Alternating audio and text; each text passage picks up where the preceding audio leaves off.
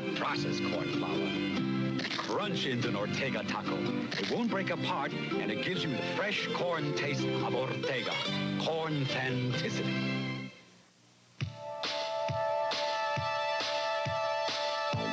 I'm a milk drinker. I care about this body of mine. Staying fit, healthy, trim.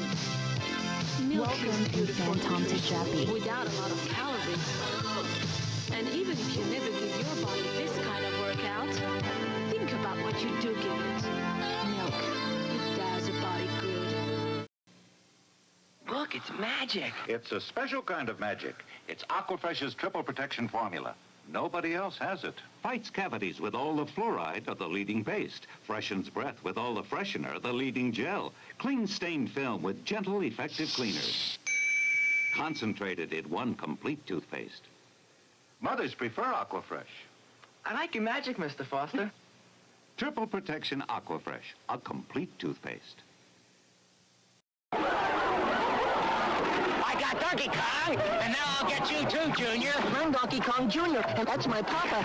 I'm trying to save him, and boy, do I need your help. Nintendo's Donkey Kong Jr., the arcade game, is now the Super Home video game. Save your papa, huh? Save yourself first!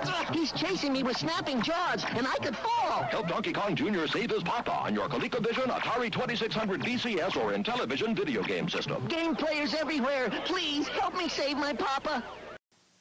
From Newport News to Newport Beach, from the Australian outback to Abilene, more men face the day with Gillette Good News than any other disposable razor. Because Gillette twin blades shave better than one. And for men all over the world, the name Gillette stands for shaving. And Good News stands alone as the world's #1 disposable razor. Now more good news for a better shave. Good News Pivot, only from Gillette. Omega Mart, your super friendly store. The savings start. When you come in our door, you'll fill your cart with such a lot and more. Sell what you want most, 'cause we're local coast to coast. You'll fall in love with all you see. Just one touch, you're who you want to be. And every time we meet you, we like you more. You have no idea what's in store. Dad likes his corn. The oranges make Mom smile. Value at all cost. We go the extra mile. The savings never quit. There's more on every aisle. We're so glad you came. Your family won't be the same. Omega Mart's your trusted name. For more, for less to pay. Omega Mart, you have no idea. Omega Mart, what's in store? Omega Mart, you have no idea. Omega Mart, what's in store? Omega Mart. Get a little closer, don't be shy. Get a little closer with Arid Solid Extra Dry. Ordinary deodorant sticks contain nothing to fight wetness, but Arid Solid fights odor and wetness with Arid's powerful anti-wetness ingredient. And only Arid has this baby fresh scent that's, baby fresh on you. Get a little closer with Arid Solid Extra Dry. Arid Solid fights wetness ordinary deodorant sticks can't.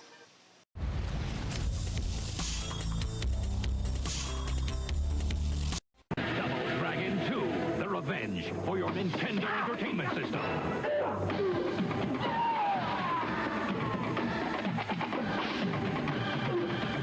The best action game ever from Acclaim.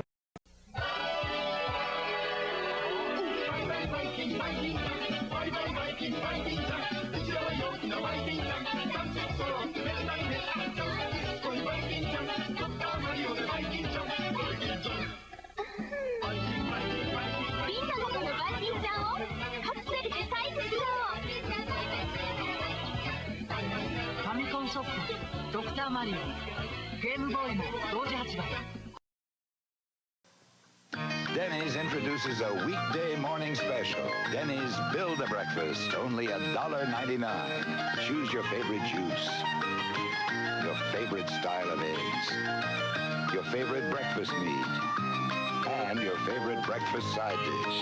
Then put them all together for only $1.99. Denny's Build-A-Breakfast is only available on weekday mornings and only at Denny's, where you'll like our prices and you'll love our food.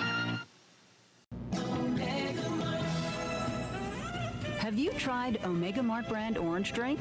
If you or a loved one answered yes, please call Omega Mart Consumer Affairs immediately at 1-800-808-4194. That's 1-800-808-4194. Your safety is important to us. All right, let's get started. Hello, anybody who's already here to hang out with me. Hello, Togepi, how are you? Good to see you. Hope you're doing well. So yeah, this will be the finale of just the base game of Dual Destinies. There's still a DLC case, don't you worry about that. But yeah, this is like just the base story, I suppose, the finale of that. So exciting stuff. And let's see. Let's go over the recap and catch back up, and then we'll be ready to get going. Yeah, how are you guys? I hope you guys are having a good one. Please let me know. So where we're at, this has been a pretty crazy and long case, so I'm gonna try to, broad stroke it as best I can so we can get through this. But it all comes down to a murder that happened 7 years ago.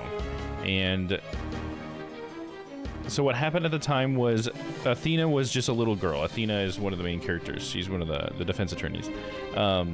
And she was the daughter of this scientist named Metis Sykes. And Metis was a psychological doctor, and she worked at the Space Center, and her job was to basically work on the personalities of robots. She gave robots consciousness and a personality and all that stuff. Made them seem human. And she also tried to use her science to help her daughter, because Athena has a really a heightened sense of empathy, so she can feel everybody's feelings all the time. So it's a lot of noise to her. So she was tortured by it as a kid. So her mom made her a little gadget and stuff. Anyway, so 7 years ago there was this bomb threat when they were going to launch this probe or whatever into space, the HAT-1 probe, and during the launch, there was also a murder that happened, and the murder victim was Metis Sykes, Athena's mother.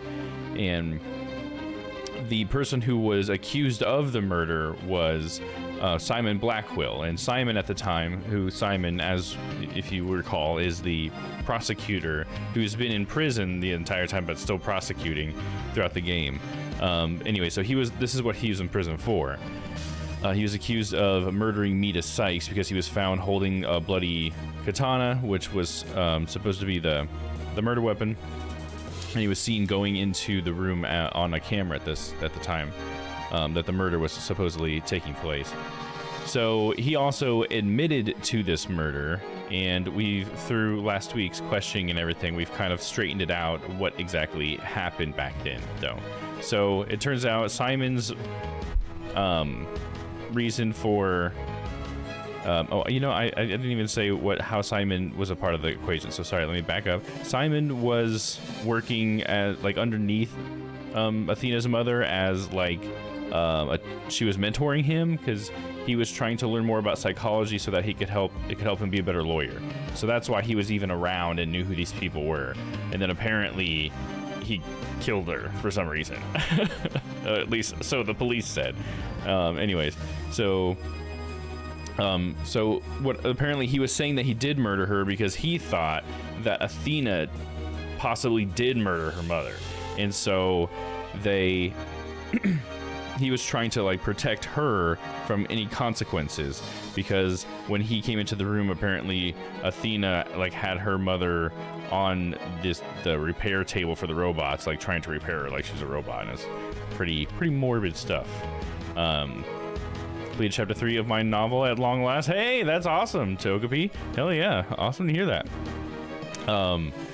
Anyways, let's see. So what's the next most important thing? So we found out what really happened. Here, let's get to that. So what really happened, what we straightened out last week, was that this sort of phantom assassin guy or whatever. Either way, I'll just call him the assassin. There's an assassin that came in and killed Metis Sykes and ended up was wearing a mask or something and was wearing her jacket as well. So after killing Metis, Athena happened to walk into the room and found the murderer there, and then sort of attacked the murderer herself and stabbed him in the hand, and I think with a utility knife or something. And so, sorry, I'm trying to make sure I keep this straight. She stabbed him, and then they escaped, and then that's when she was trying to. And then Ponko woke up, which was the robot, and saw some of that. I think Ponko came into the room while Athena, like right when Athena attacked, and thought that Athena was actually interacting with her mother and hugging her or whatever, and then just went to charge itself. And then Ponko woke up because Athena asked Ponko to pick up her mother's body and set her on the table or whatever, but Ponko didn't recognize the body as being Metis Sykes' body. They just thought it was an object because that's how they're programmed to only like know certain things, and her face was covered and stuff.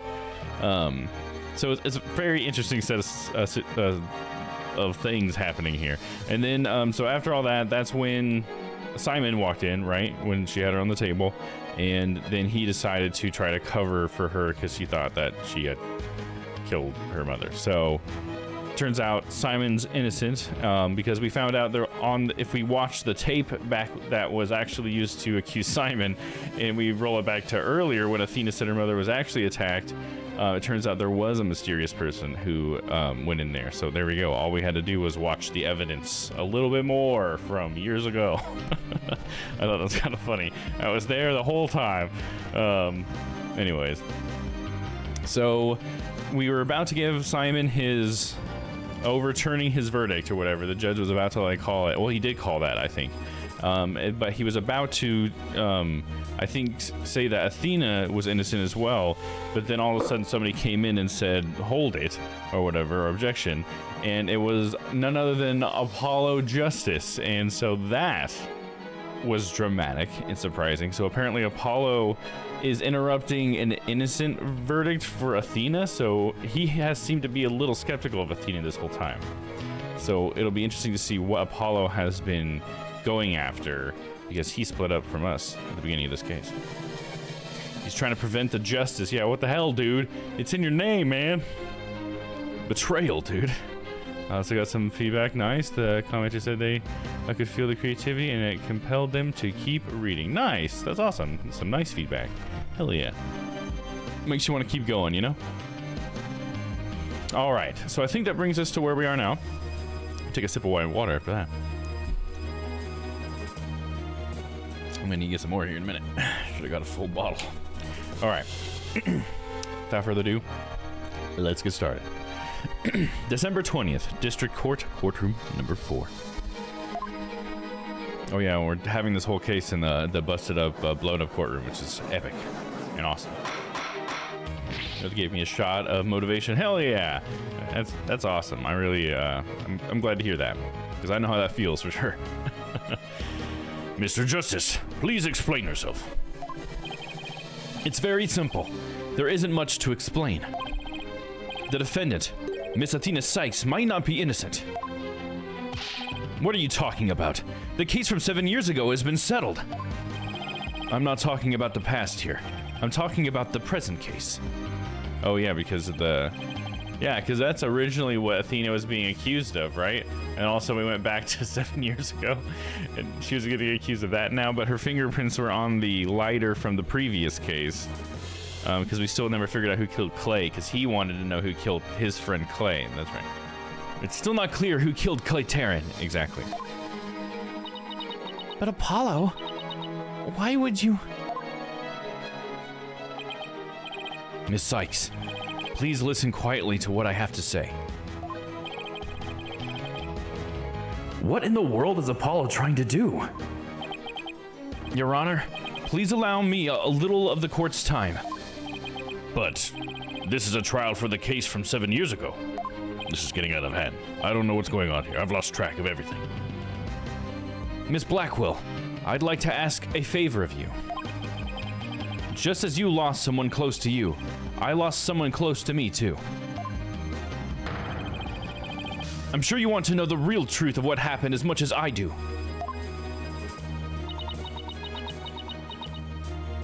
Apollo. Sure, you know I'm all for the truth. Now, let's see you expose the princess's guilt. Judge, I give my permission. Continue with the trial. Very well. Is that all right with you, Prosecutor Edgeworth? The prosecution has no objections. Let's hear Mr. Justice's testimony. I'll have the police's investigation report brought immediately. Not you too, Edgeworth. I really hope it's because you have something up your sleeve. Very well. Your opening statement, please, Prosecutor Edgeworth. As you wish. Let's review the case of the murder of Mr. Clay Terran. It was made clear in the previous trial that Solomon Starbuck was not his killer. Therefore, the true culprit was someone else. On that day, this culprit waited for the astronauts on boarding lounge number 1. When the two men made their escape out of the Space Museum, the killer attacked Mr. Terran with the same type of knife that was used 7 years ago. The murderer then escaped into the Space Museum. Next, Director Yuri Cosmos switched the launch pads. After that, the culprit exited the Space Museum and escaped via boarding lounge number 2. Therefore, this trial must make clear who Mr. Terran's true killer was. In other words, we must discover who was it that escaped through the Space Museum that day. Thank you, Prosecutor Edgeworth. Mr. Wright, is the defense ready? Yes, Your Honor. I better rearrange my evidence. Relevant evidence swap in the court record. Now then, Mr. Justice, your testimony, if you please. Witness testimony. Apollo Justice's accusation. Here we go. Let's hear it, dude. I suspected Miss Sykes of the murder of Clay Terran. My growing suspicions were confirmed when this incriminating evidence presented itself. In addition, she's the only one who could have utilized the launchpad switch to escape. That is why I wish to indict Miss Sykes on the charge of murder.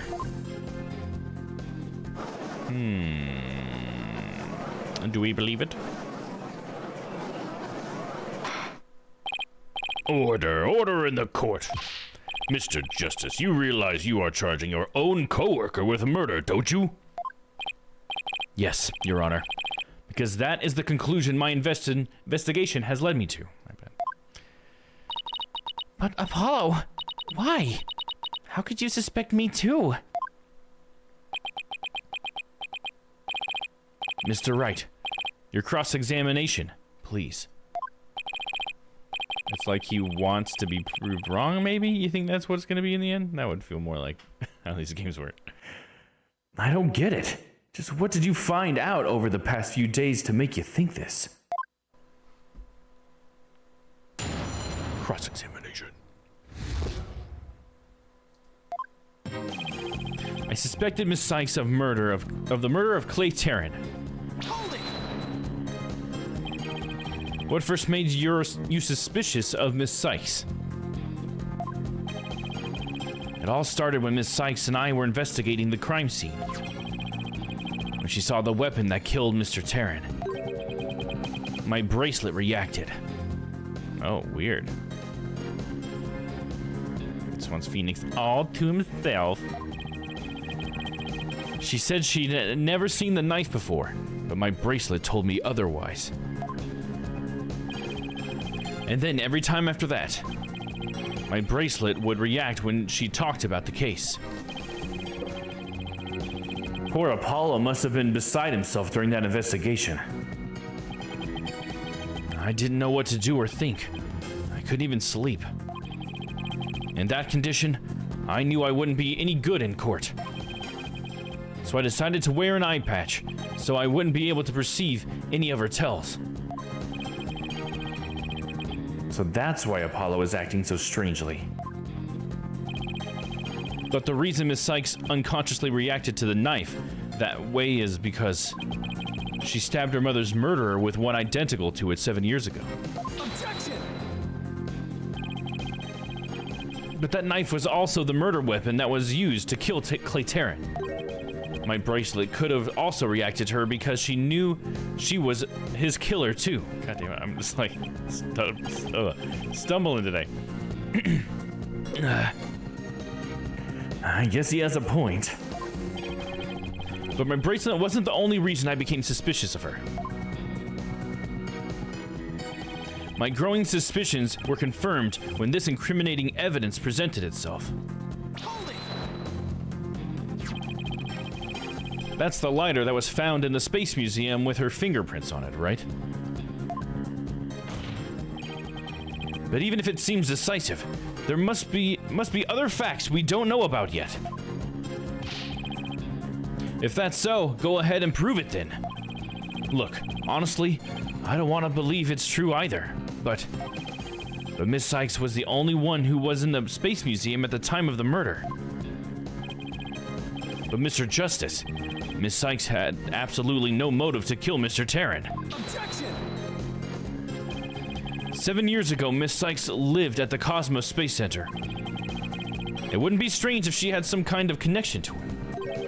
Besides, people sometimes kill for motives we can't even imagine. I know you've seen plenty of cases like that in your own career, Mr. Wright. I still can't believe this. How can you actually suspect Athena, Apollo? In addition, she's the only one who could have utilized the launch pad switch to escape. Isn't it possible that somebody else Isn't it possible that somebody else used that same escape route? I'm afraid not, Mr. Wright. Why not? Recall there is a security camera in the boarding lounge 1 aimed at the launch pad door. It's the camera that captured Mr. Tarrant and Mr. Starbuck. But there's also another security camera in boarding lounge 2. It recorded Mr. Tarrant's killer, or rather, Miss Sykes coming out of the Space Museum. Damn dog, harsh. A camera in boarding lounge 2? First I've heard of it, but it makes sense. Is this gonna be like a forged evidence situation? Because it is like the Dark Age of the Law, right? Athena said she had snuck into the Space Museum the night before the incident. I actually forgot about that. And then was overcome and passed out until around noon the next day. I was out until noon of the next day, and I didn't even know about the explosions. When I woke up, nobody was around, so I just went out into boarding lounge 2. That must have been when the camera captured her. And that's what made Apollo suspect her even more. But wait a minute. In that case, it most likely recorded the true culprit as well. Objection! That's a negative on that one too, Mr. Wright. In the footage taken after the incident, Miss Sykes is the only one who appears. What? Why? There must be like a secret passage. Order, order in the court. That can't be. But if it is, then it is incredibly incriminating. Wasn't it you who proved in the previous trial that the way the true culprit escaped was via the Space Museum after the pads had been switched? In fact, you previously proved turned on its ear, leaving your client high and dry. I must say, that is vintage Phoenix Wright. That's true. Classic. That's what he said.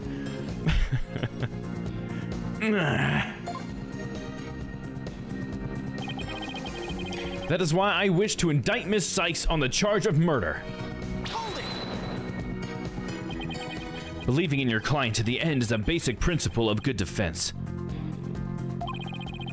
Shouldn't you extend that same principle to your own coworker? You're probably right. Maybe I'm not even fit to be a lawyer. However, I don't care. This case is special to me.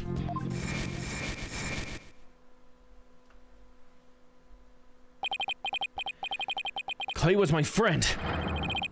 And that's why I just have to know the truth.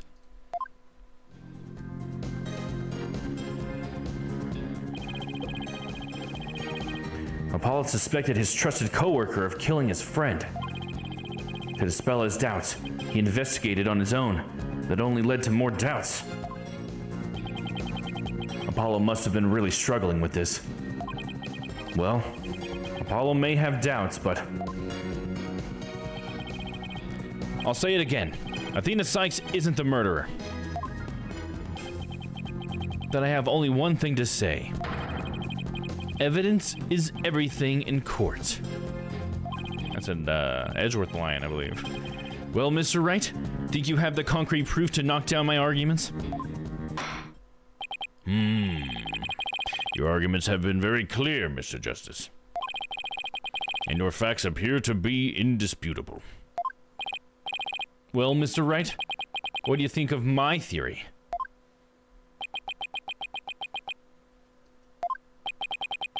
It looks like not even you can deny it. Miss Sykes was the only one who used the only possible escape route. Wait, was the only one who used the... Okay, yeah, that's what he said. Under these circumstances, there can be no other suspect but the defendant. Unless... You think there was an alternate escape route? Is that what you think, Mr. Wright? Alternative question, huh? Is that what you think, Mr. Wright? Is that what you think, Phoenix? Was there an alternate escape route? Of course there was. Because of the leaves. The crunchy leaves, right? Let's save. Of course. I think, I want to say Aura talked about something that could have been an escape route. I want to say. I have a feeling it was like 2 weeks ago. Yes, of course, there must have been. Just don't ask me what. You're just bluffing again, aren't you? Me? Bluff? No way! He knows me too well. It's fine, Mr. Wright. Right. Even a bluff would suit me just fine. What? As long as you can... clear up this doubt inside me! Yeah, there we go. That's what I thought. He wanted to be proved wrong. Because he just kept seeing evidence that pointed one way, and he's like, no, no. But that's what the evidence says. Right? I think that's the problem here. Wait, so is that what this is all about? I want to believe in Athena. I really do. But what is faith without doubt? That's why I need to question her guilt. So that once the truth finally comes out, I can really, fully trust her. So that you can really trust me? It seems your junior partner has just showed us what trials are truly all about. I believe you're right. We prosecutors painstakingly question every detail in pursuit of the defendant, while we lawyers believe in the defend our clients to the end. When both sides go all out against each other, that's when we discover the truth. Precisely. And when the battle is over, we will understand the true meaning of trust. That is exactly what trials are about. Wouldn't you agree? Yes. I couldn't ignore the seed of doubt that was growing inside me. So I decided we needed to face it head on. No matter what the truth is that's waiting ahead, I won't be afraid.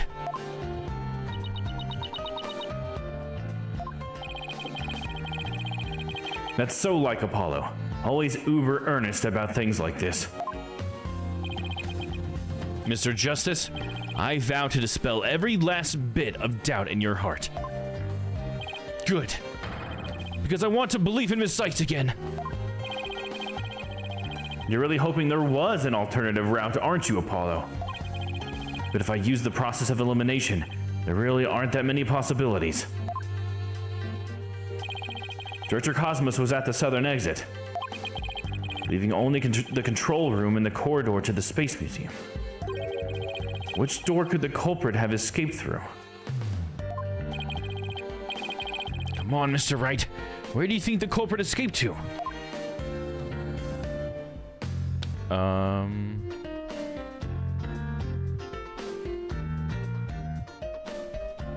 Well, we were saying the Space Museum door before, right? Then he spins it around, and then she goes through the boarding lounge too.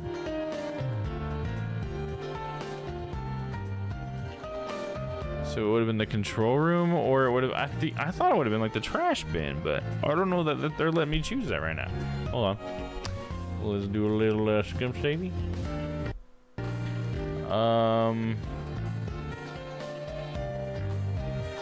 I'm gonna go for the trash bin.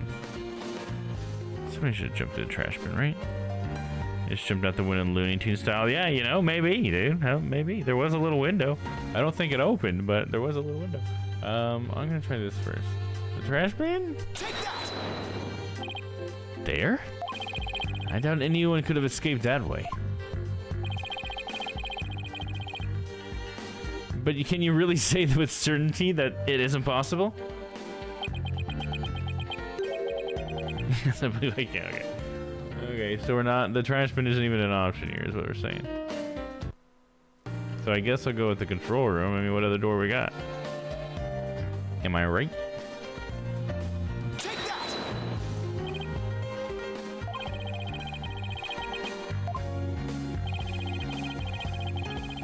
Okay, so is it just through the same door?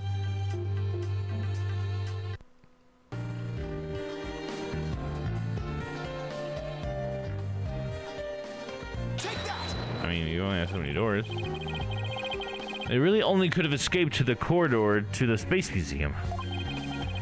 All they had to do was use the unconscious Mr. Starbucks prince to get through the door. Objection! It appears that all you're trying to establish is Miss Sykes' guilt. If the culprits reused that route, and the only exit would have been into boarding lounge 2. Right. The logical conclusion of your argument is that the killer is none other than the defendant. I knew it. It's the only way it could be, huh? If the culprit escaped into the corridor that leads to the Space Museum, then I guess it's true. The only exit would have been into boarding lounge 2. But Miss Sykes was the only person captured by the boarding lounge 2 security camera. I investigated the crime scene thoroughly. But the only place the culprit could have escaped was the Space Museum corridor. There weren't any other secret corridors or anything. So that leaves us with no other conclusion to draw but that Athena Sykes was the culprit. What could the answer be? Was there really no other escape route? But, hold on a second. What if?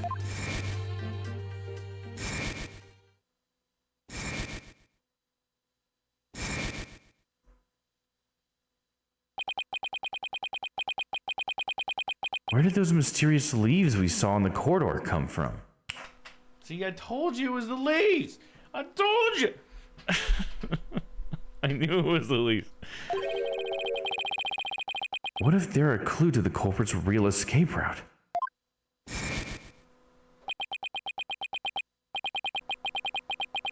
I think it is possible that the culprit escaped into the Space Museum, but then came out using the route other than into boarding lounge 2. Oh?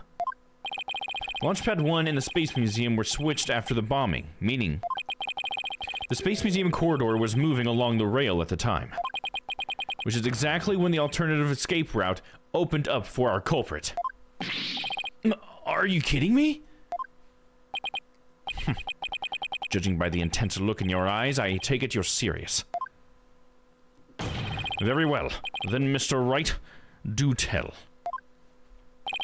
Where could the culprit have gone from the museum corridor besides boarding lounge 2? I have to point to it.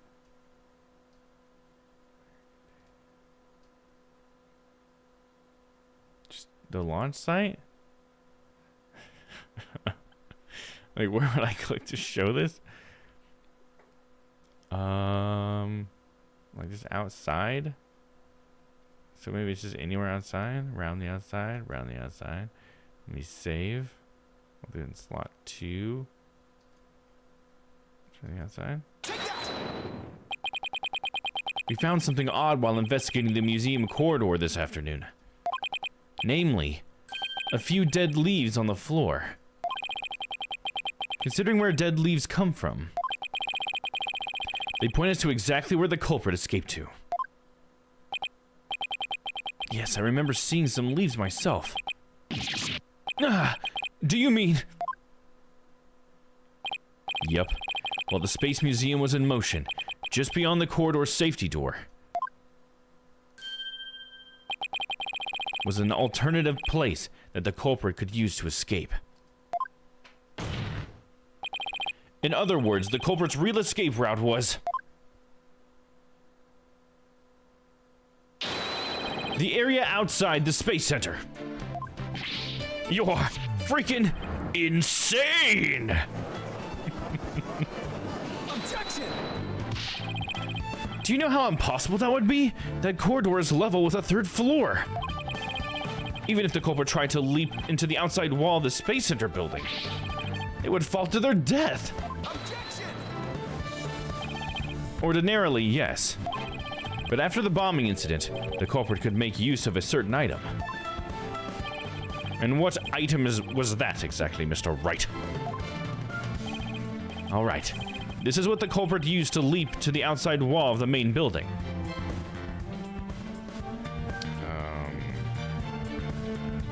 Please hold.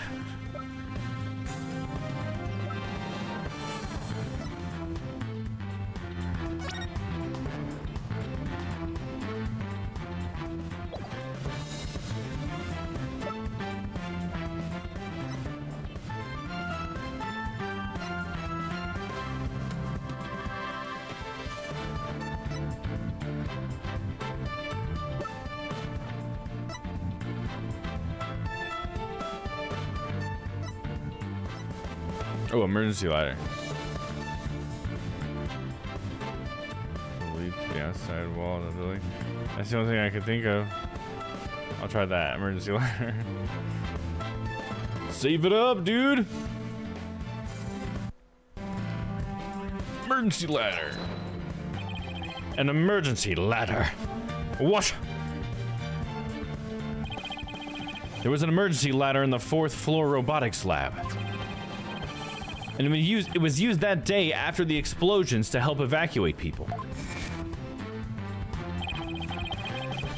Miss Blackwell herself used that ladder to escape down to ground level. Recall that the launch pads were switched after the ladder was lowered. I see, so they jumped out onto the ladder. The corridor would have passed by the ladder while the pads were being switched. And that's when the culprit literally sprang into action.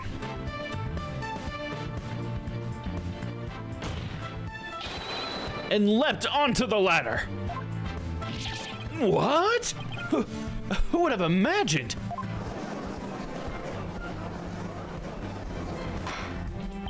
Order! Order in the court! Well, an alternative escape route seems to have emerged. Which means someone other than Miss Sykes could have been the culprit, right? Objection! Making things up on the fly in an attempt to sway the court again, are we, Mr. Wright? Your theory has so many holes. It puts Swiss cheese to shame. All right, then. Name one. I have here detailed information about the Space Center. According to this, the distance the distance between the museum corridor and the main building during movement is a full 20 feet. Damn dog. 20 feet? You're pulling my leg, right? In addition, the corridor is 3 floors from the ground, or roughly 50 feet. What's more, the culprit would be leaping to a precarious place. An unstable ladder. Ugh. Human beings feel fear in dangerous situations. It's a basic survival instinct. An ordinary person would certainly hesitate before jumping. Or even freeze in fear and not jump at all. Objection! But the culprit had just murdered someone. They weren't in ordinary state. They weren't in an ordinary state of mind. Objection! Speak, damn it, speak. Nevertheless, why would they have taken that kind of risk? They could have waited for the switch to be complete and escaped to boarding lounge 2. Objection! Because there was a security camera in boarding lounge 2. The culprit knew they would be recorded if they left the Space Museum that way. Objection! In that case, the culprit could have hidden in the museum until things settled down, and then blended in with the other people after the museum was opened. That's a good point. But you claim that despite all this, the culprit took a 20-foot death-defying leap. And all in the brief moment the corridor had... And all in the brief moment the corridor and ladder passed by each other. That's also a good point. They would have needed a running start while the corridor was moving to make that jump. If their timing was off, or if they couldn't jump far enough, it would have been an instant death. What kind of person would attempt something like that? Stop bringing up good points, Edgeworth. This true culprit of yours is nothing but a figment of your imagination. Why do you always have to point out every flaw? Because that is my job, Mr. Wright, as a prosecutor. Mr. Edgeworth's right. That does sound pretty insane. The culprit would have to be someone who feels no fear, like a stuntman. But everyone feels fear on some level, right? Wait a minute. Aha! I've got it this time. I can prove that there is someone who could have used the alternative escape route. Oh, can you? This proves the possibility of a person who could have used the alternative escape route. What does do? Gosh darn. Clue me in, Phoenix.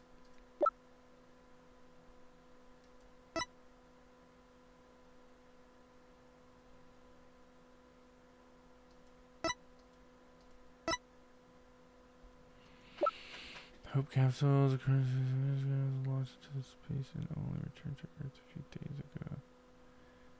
Person could have used the alternative escape route.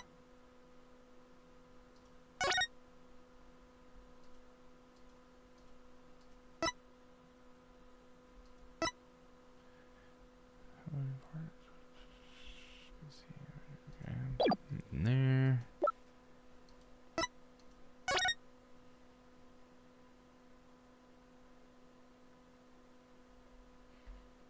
This proves the possibility of a person who could have used the alternative escape route.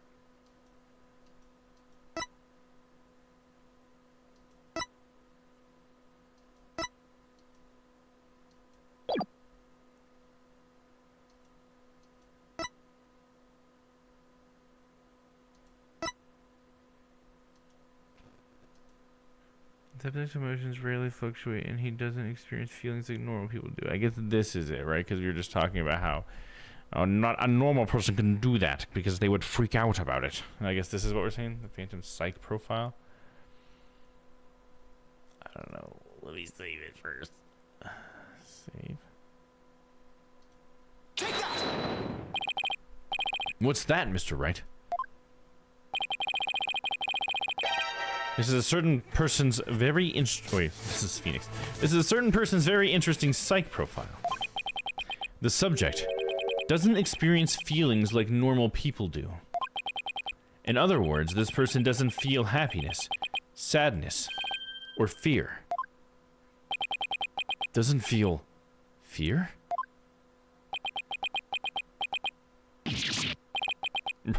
Right. You can't be serious. Without the constraint of fear. He could easily do what an ordinary person wouldn't dare. Just as you or I could do a broad jump on the ground without the slightest fear.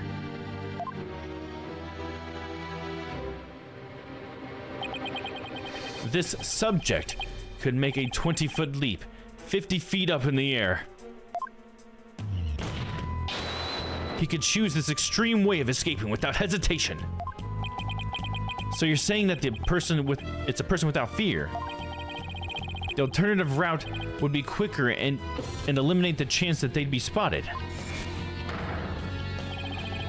That's definitely pretty extreme, Mr. Wright. But was there such a person there at the scene? Yes. The Phantom, that mysterious shadowy figure who keeps popping up. Oh dear, that sounds dangerous. The Phantom, again. I knew the Phantom was there behind the scenes of the Space Center bombing. But I wasn't sure if he was connected to the murder of Clay Terran as well. However, now it's all clear. The Phantom is the one who not only bombed the Space Center, but also killed Mr. Terran. What? What?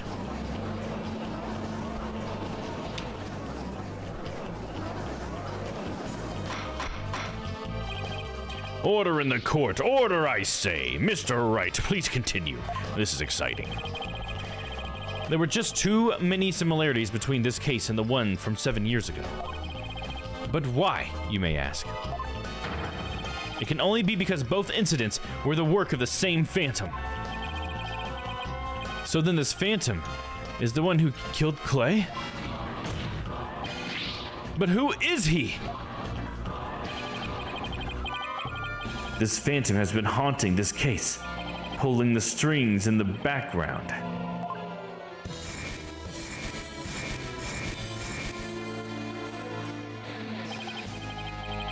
Who could this unidentified international spy be? Right. This escape route must have been a part of the Phantom's plan from the start. As was tricking Director Cosmos into switching the launch pads. The bomb on the second floor was meant to make the elevators and upstairs unstable. That's why he gave advance warning and planted the bombs where he did. Yes, I think you're right. But it doesn't explain this one last thing.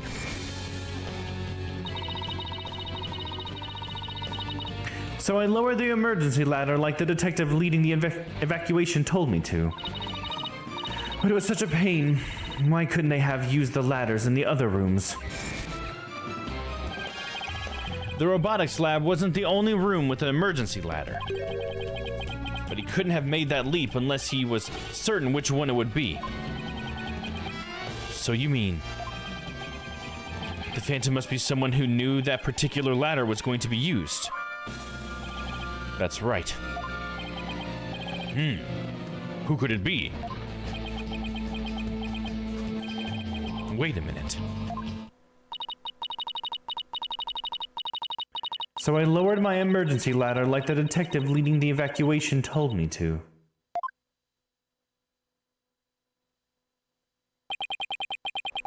As Blackwell lowered the ladder, after being told to by the detective leading the... Ah! You've got to be kidding me! Did you figure it out right? Do you know who the Phantom is? Yes, I do.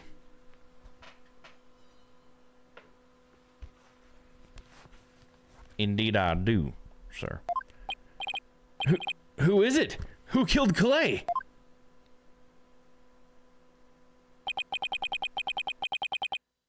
Our mystery spy, known as the Phantom, is none other than... We're saying it's Aura, right? Because she put the thing down? Why would she kill Mita Sykes, though?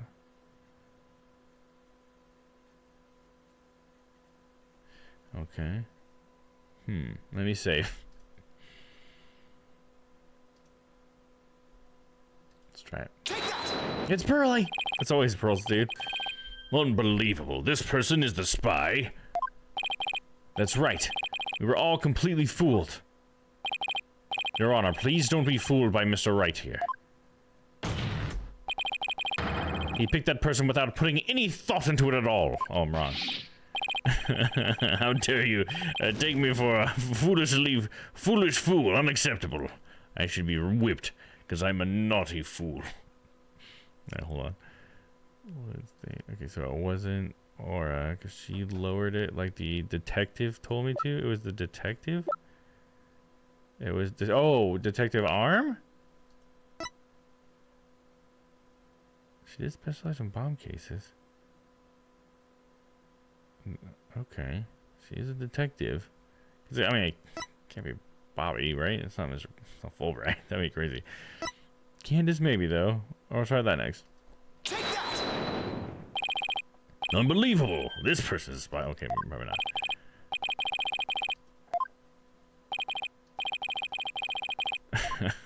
Damn it.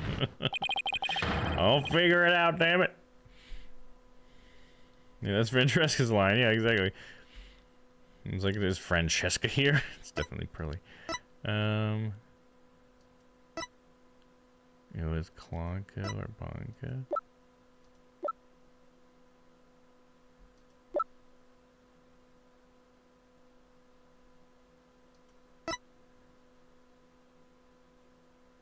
Oh, because he led the evacuation. So maybe it is Bobby? Why would it be Bobby, though? That'd be so weird. Oh, sorry. I forgot to flip back over here. I guess we'll try Bobby, dude? Fuck, I don't know. Oh, what? Fulbright? Fulbright's the killer, dude? After the explosions, a member of the staff crossed paths with a certain detective.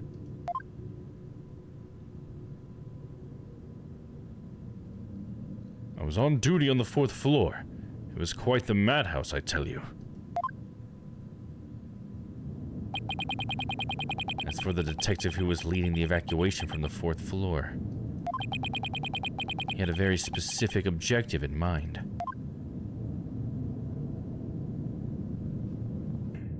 So I lowered my emergency ladder, like the detective leading the evacuation told me to.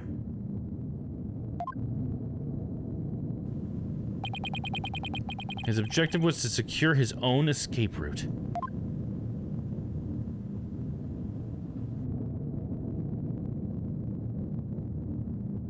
We lowered an emergency ladder from the 4th floor window and escaped that way. Once everyone else got out safely, I made my way down too and headed to the shelter.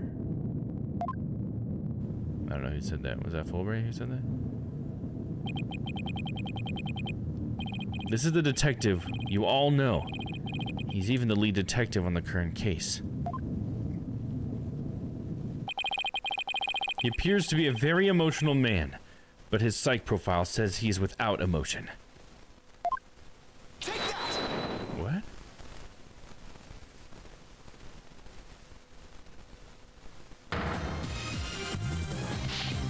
What are you saying? You mean the Phantom is Detective Bobby Fulbright? Exactly. We were all taken in by his fake persona. Detective Fulbright's real identity is the Phantom. Really? I did not see that one coming at all, dude. Order in the court. Mr. Wright, how could this be? That's easy, Your Honor. Detective Fulbright was leading the fourth floor evacuation effort.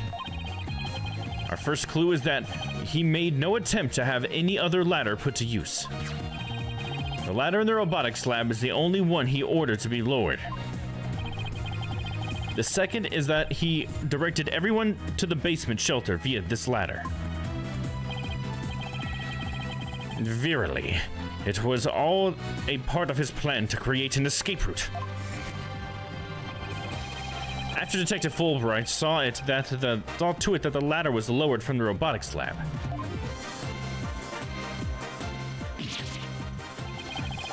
He went to the lounge, where he killed Clay Terran and escaped into the Space Museum. Yeah, gasp indeed. The museum started moving slowly, so he waited for the right time, got a running start.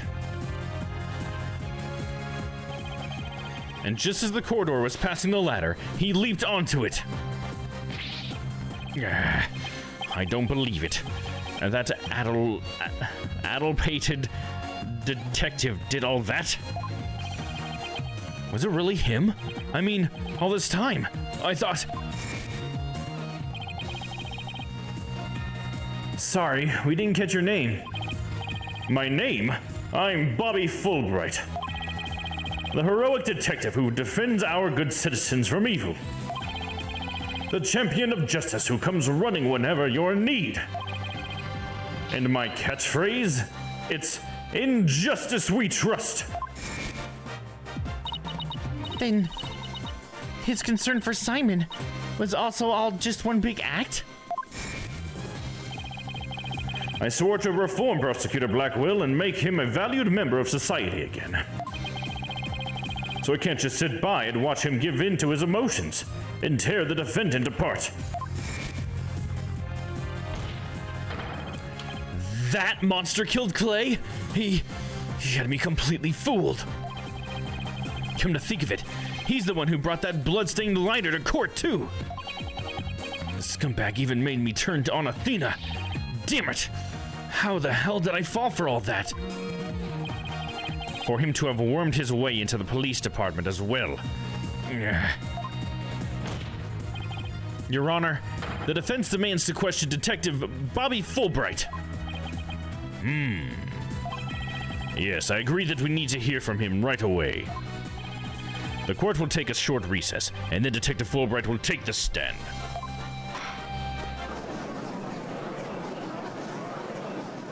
I'm gonna take that short recess myself and get myself some water. Alright, we're gonna pause right here. I'm gonna go whip the old whistle, and we'll be right back. Alright, BRB guys, don't go away. More Phoenix Wright after this.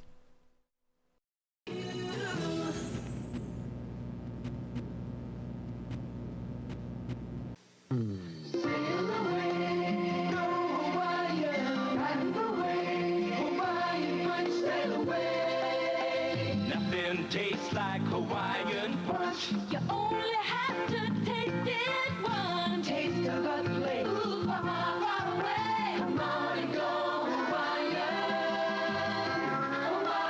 punch. Sail away, sail away. Objection!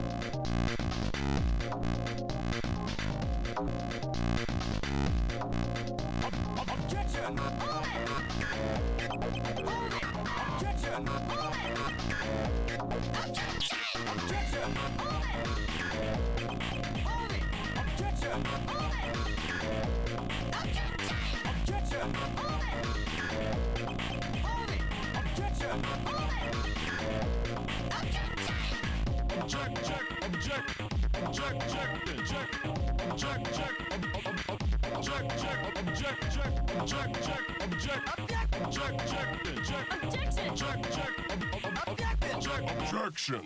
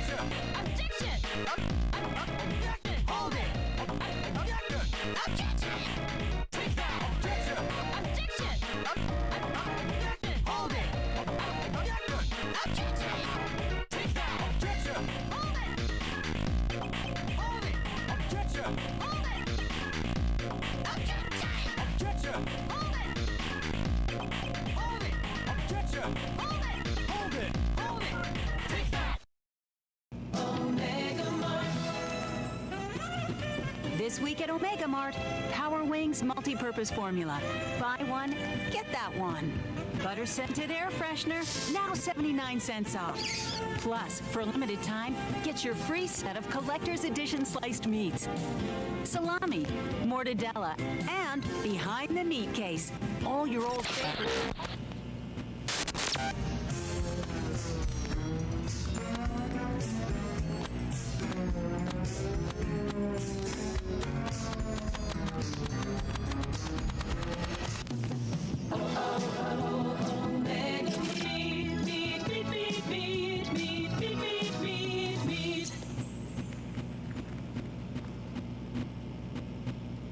Objection!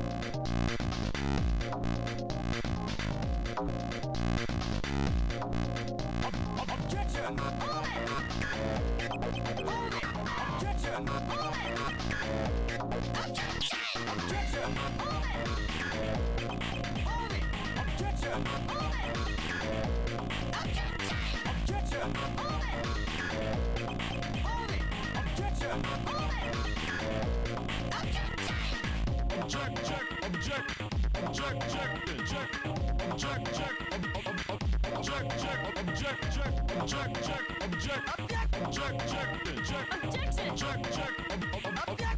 Objection! Objection!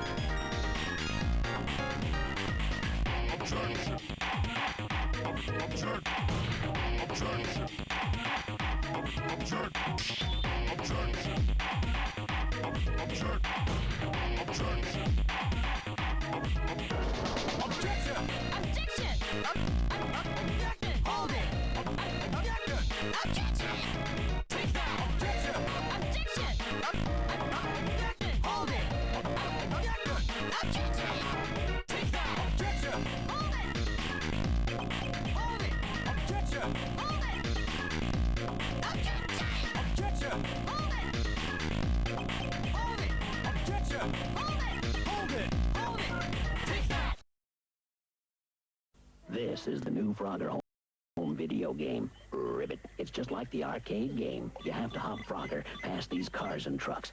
Missed. And back home to his lily pad. The new Frogger home video game. Bring it back to your pad.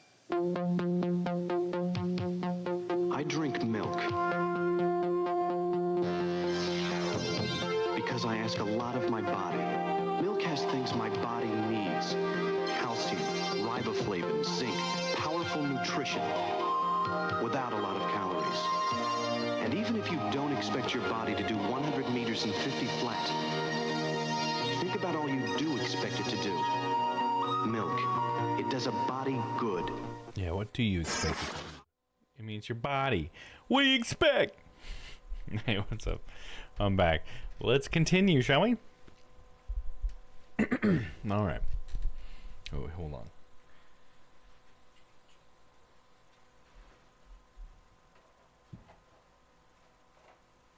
Switch to standing mode.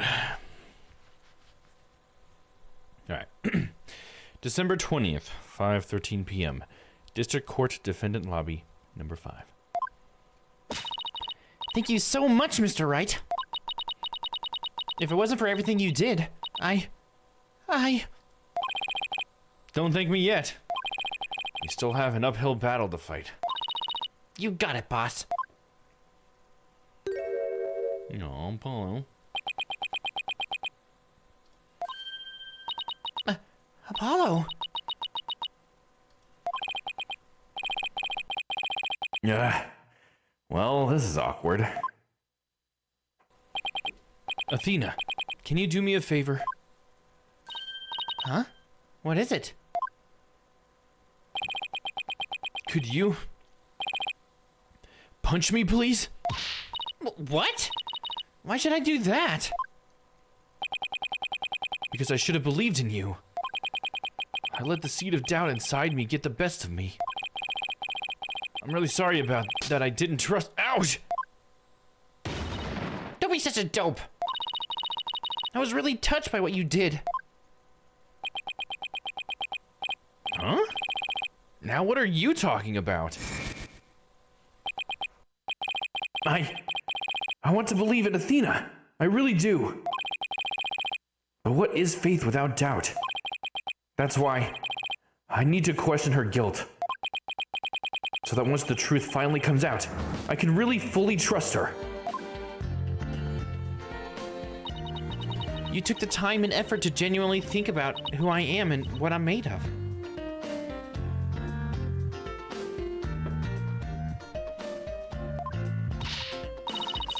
After all that, how could I punch a true friend like you, Apollo? You didn't have any trouble slapping him a second ago. Thanks, Athena. And thanks for waking me up to reality again. Guess I know now who to call if I ever get sleepy in court.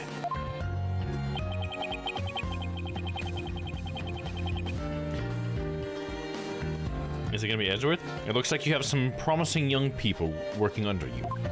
Yes, nice. Edgeworth. Yeah, I think they're pretty great myself. And they're not afraid to keep me in line. Anyway, I have some very good news. Aura Blackwell has surrendered and the hostages have been set free. Trucy and all the others? Oh, thank goodness. Miss Blackwell said she had something she really needed to do. So I granted her special permission to do what she must. I wonder what it is. She's right here. Miss Blackwell! I didn't come to apologize, if that's what you're thinking. My actions are what allowed the truth of what happened 7 years ago to come to light. But I did come because I had something to say to all of you.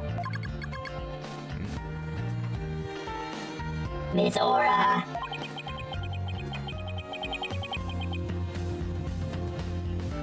I mean, I'd rather she appeared in front of me, right? And she better not be here to complain about something. Miss Blackwell, I want to apologize to you. The fact that you couldn't trust the court system is our fault. Yes, it's true the courts are filled with incompetent idiots, but still. I suppose I could let you handle the rest of the case for me. Oh, Miss Aura, does this mean you're starting to trust the system again? No, of course not. Be quiet, hunk of junk. It's just, I wouldn't mind if you were the ones who took Midas' killer down. Leave it to us. We'll get him. Fulbright apparently is him, huh? It's so crazy. I'm still reeling from that one. So I guess that means she's starting to trust us at least. Aura. Simon, I'm so glad both of you and the princess were cleared of all suspicion. And it's all thanks to me and my robots. You'd better be grateful. I never imagined you would go that far. Though you always were extreme. But I don't recall ever requesting your help. As closed as ever, I see. Well, now that you've been released, I guess it's my turn to go live in the Slammer. I just hope you're not the prosecutor for my trial. You'd probably give me the death penalty. You know me all too well. I guess love can take a variety of expressions, including stunted in their case. Or including stunted in their case. But I truly was about to be executed tomorrow. Though, because of you, looks like I won't be crossing the sticks just yet. You have my heartfelt thanks, Aura. I'm sorry I caused you so much anguish. Simon.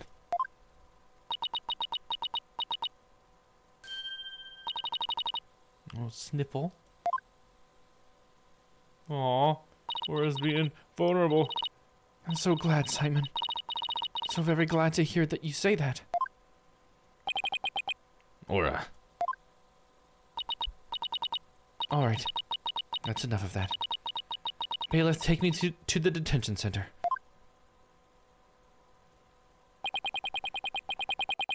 What Miss Blackquill did was inexcusable. But it's clear she did it out of love for her brother. I still can't wrap my mind around Detective Fulbright being the Phantom. Same, dude. I can't believe he killed Clay. Right.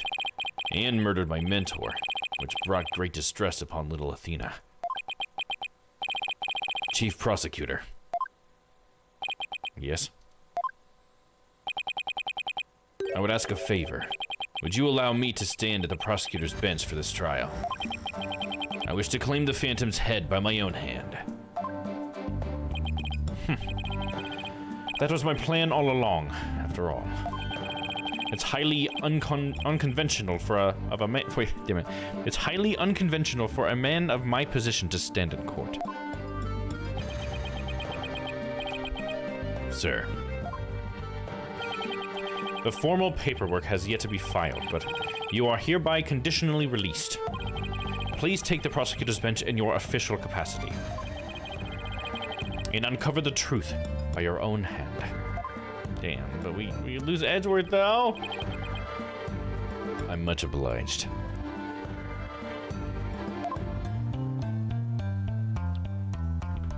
Break these chains. The day to part with these has come at last. Chief Prosecutor, could you? Of course.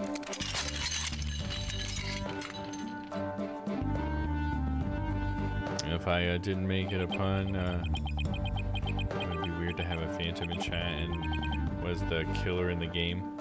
The Phantom in chat and as the killer in the game. Oh, because you're Phantom. I see what you're saying. That took me a second. What is yours? How long have I waited? Maybe it's the sense of freedom, but even the air seems fresher, the light brighter. And I will release slashing at that blackguard Fulbright to shreds without mercy. Oh, sorry. And I will relish, that's what he said. And I will relish slashing that blackguard Fulbright to shreds without mercy.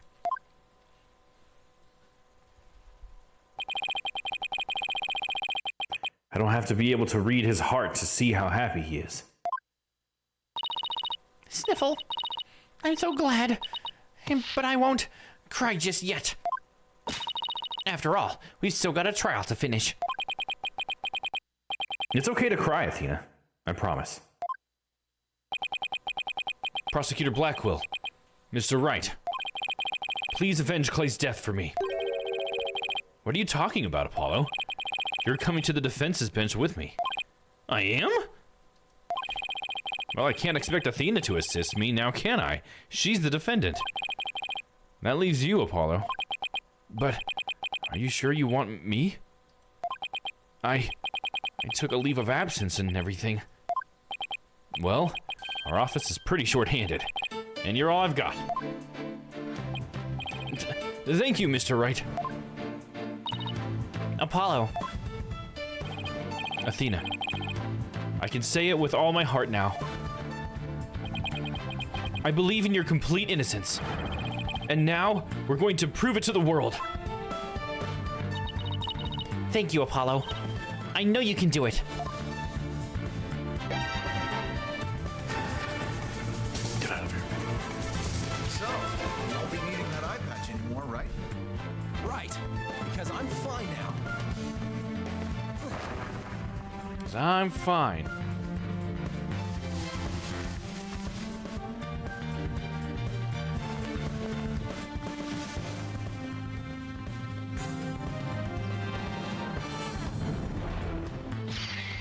He's OG Apollo again. Now this is the Apollo I know. And he looks less badass, but you know, it is nice to have Apollo back, you know what I'm saying? Welcome back, Apollo. It's almost time for the trial to restart, though. It looks like you have things well in hand. Yup. I should head back to the prosecutor's office. But why? I want to look into a few things. Namely, the first people on the scene 7 years ago. The facial data registered by the robot. And Detective Fulbright's background. Sounds great, Edgeworth. Thanks. I expect to be repaid with a victory, right? Now, if you'll excuse me. Oh, hell yeah, we got this edgy boy. Okay, you two all set to go? You bet I am. Let's do this.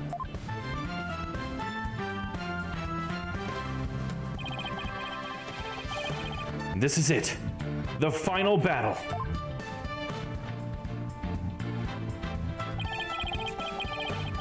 The murder of Apollo's friend.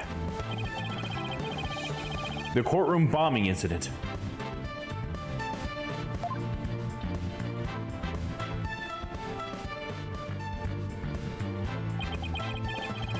And the case that ushered in the dark age of the law 7 years ago.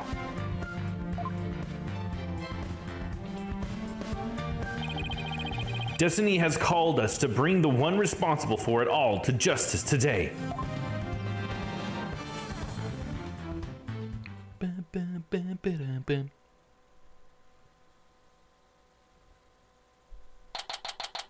December 20th, 5:27 p.m. District Court, courtroom number 4.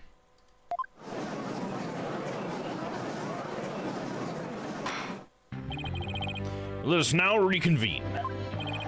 The defense is ready, Your Honor. The prosecution has never been more ready. You know, this is the first time we've been at the defense bench together since I debuted. Now that you mention it. Although back then I thought you were more loud than you were reliable. You've really come a long way since then, Apollo. You've grown a lot. Well, there have been some hiccups, but I guess I've done pretty well. He's still got that ego of his, though. Prosecutor Blackwell, with the 7-year mistake now resolved, you can finally take your rightful place. Yes, I guess we can keep the chit-chat for later. Bailiff, please bring in the witness immediately. Even with those handcuffs off, Prosecutor Blackwell seems to be pretty much the same. 7 years of grumpiness doesn't go away so easily, I guess.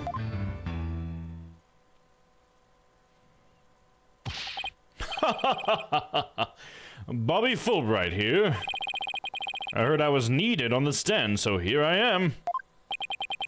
Detective Fulbright. Do you know why you have been called to give testimony? Yep, because there is only one reason why I'd be called. And that is because it's time for justice. In justice we trust. Objection!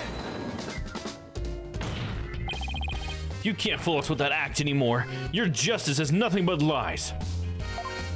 What? Are you questioning the integrity of my sense of justice? I mean, sure, sometimes I make mistakes, but hey. He's acting exactly the same as always. Tell me about it. But he must be feeling awfully confident. Fulbright, If you wish to dispel our suspicions, then let's get to your testimony. All right, fine. You want me to prove my righteousness? I can certainly do that.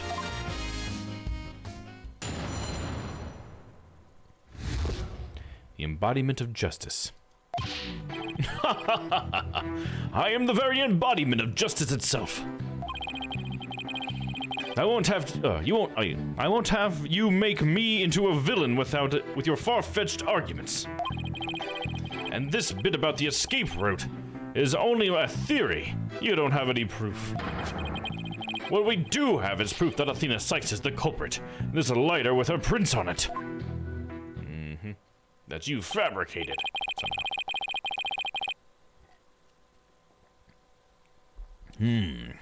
So you're saying the suspicions against you are completely false?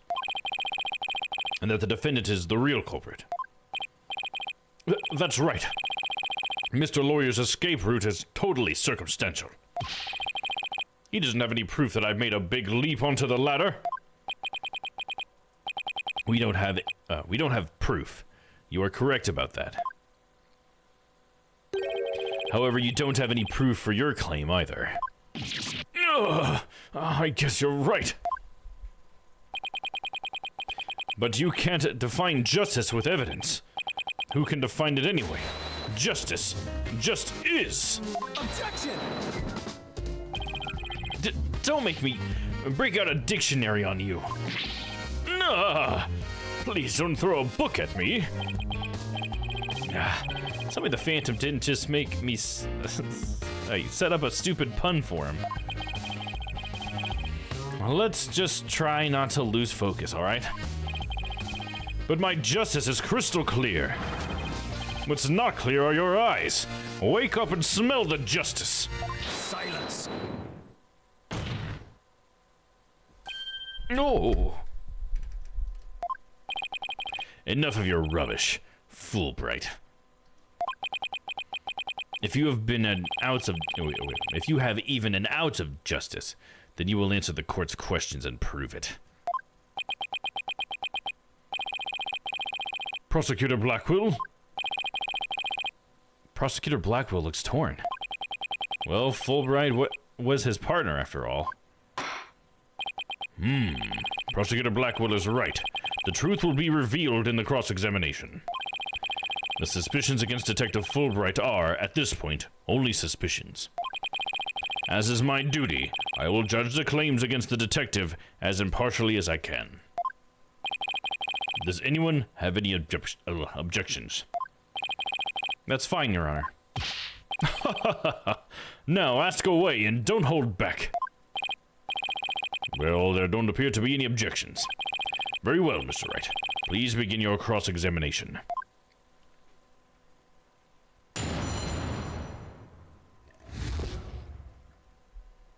Here we go, the embodiment of justice. I'm the very embodiment of justice itself. Hold it! The embodiment of justice? Those are just empty words. But they say if you keep saying something, it can eventually become the truth. Isn't that how people make their dreams come true too? By wishing over and over. All right. Let's just move on. I won't have you make me into a villain with your far-fetched arguments. Hold it! My arguments are hardly far-fetched. There's careful reasoning behind my theory. Yes, well, apparently there's a reasoning behind even a tofu burger. But what we have against Miss Sykes, though, is not just reasoning, but solid evidence. And it's called the lighter Miss Sykes, with Miss Sykes' fingerprints on it in the victim's blood. Yes, that's true, but wait, Detective Fulbright was the one who brought that evidence to the trial. If you harbor any suspicions, I suggest you ask Fulbright, right, Dono? Especially about the lighter. He's right, but what exactly should I ask about? Okay. Let's fame. The number of prints, the position of the prints. The position of the prints, maybe?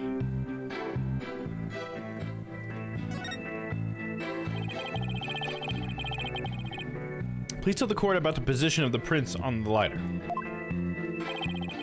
They're around the same spot on either side, as they would be if she were holding it up.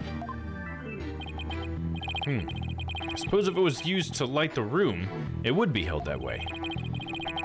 Could you please add that statement to your testimony? The prints were placed just the way that they would be if someone were holding it lit. Okay, we'll press on that and see what happens. Yes, Miss Blackwell did mention she saw a lit lighter being held up. Yep, meaning the person Miss Blackwell saw was the owner of the fingerprints. It just strengthens the argument against Miss Sykes. This line of questioning is going to get me anywhere except conviction land. Should I ask him something else? Yeah, we'll do the number of prints instead. So how many prints were found exactly?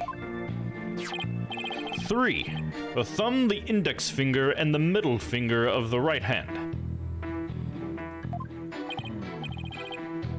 Your Honor, that is an important statement. Could we please have it swapped into my testimony? You got it. He beat me to it. Be it investigating or testifying, speed is the key. Speed is the key. So is it going to be like that she couldn't have lit it with just those fingers? Because I don't know. You could light it with just holding your the lighter with those fingers. I don't know. I could be wrong. Let's press. 3 prints were on the lighter: the thumb, the index finger, and the middle fingers of the right hand. And the middle fingers? Oh, so were both of these ones? I feel like you had to palm it to... I don't know, I guess that... I'm not sure. Because the thumb would be used to light it, right? Press. So 3 prints from the right hand were found on the lighter, huh? Are you certain of this? I'd stake my life on it. I made the prints myself. Yeah, they're there. Mr. Wright, isn't it odd he's saying the prints are from Athena's right hand? Why would you say that? Was she left-handed? Well, think about it for a sec. Oh, because of her glove. Because of her thing, huh? Athena always wears that glove on her right hand, right? So there's no way she'd leave prints of those 3 fingers on her right hand. Hey, great point. Why didn't I catch that one? I mean, dude, there's no way I was gonna catch that. Detective Fulbright, I'm sure you heard our discussion just now about how Miss Sykes always wears a glove on her right hand. Well, I have only one thing to say to that. Do you have evidence that she was wearing that glove at the time of the incident? I guess we don't. If you want to prove the defendant innocent, you'll have to ask better questions than that. Like I need a lecture from you, Smiles McGoo. Should I try asking about something else? Now we're gonna press on like this because I don't think the position matters. Let's proceed with your testimony, shall we? Certainly, certainly. The statement that was added, I'm not sure if it's relevant or not. Well, at least he seems willing to answer our questions. Let's keep asking about different things and see if we can't uncover any inconsistency. Detective Fulbright is a tougher adversary than I thought. So, wait, was the other question right then? Okay, now I'm just confused. Hold on. I feel like they're sending me mixed signals. I'm just gonna take a peek here. Because they totally shit on me when I picked the other one last time. Like, what the hell, dude? Come on, bro.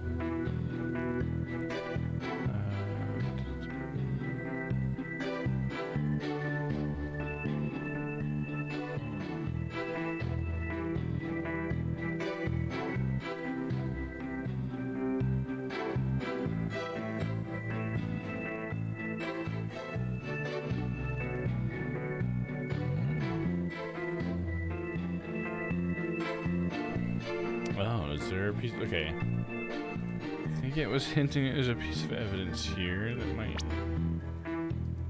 Or a statement. Her pillow lighter with an earthen blunt in their left hand and a knife in their right. Okay, here we go. Should have just looked at the evidence there, Dommo. Okay, hold on. We're not on the right thing here.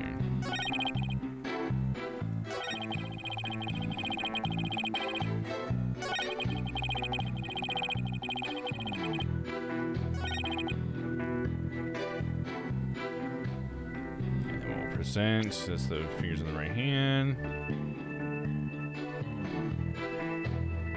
I love we still have the elephant. Yeah, the elephant bomb. I do love that. What was his name? Phony Fanty. That's what it was. It's false evidence or something. Or a statement. Oh yeah. Anyways, this is it. Phony Fanty. Objection! Object you! You say the prints were from the right hand. Is that correct? That's right. Very clear prints. But that just doesn't add up. Huh? What doesn't add up? According to Miss Blackwell, who saw the culprit herself, this person held the lighter in their left hand. Oh? So here is the dilemma before us. Why are the prints on the lighter from a right hand instead of a left? You're right. That doesn't make sense, does it? Your Honor, this lighter can hardly be called incriminating evidence. The witness claims don't even hold water. Detective Fulbright, I hope you have a good explanation for this. I just can't understand it. They're definitely right-hand prints. But then, why are they inconsistent with Miss Blackwell's statement? I've got it. Oh, what have you got, Detective? The mirror. The witness must have seen a reflection of the culprit in the mirror. Go on. Miss Blackwell was looking in through the window of the boarding lounge 1, wasn't she?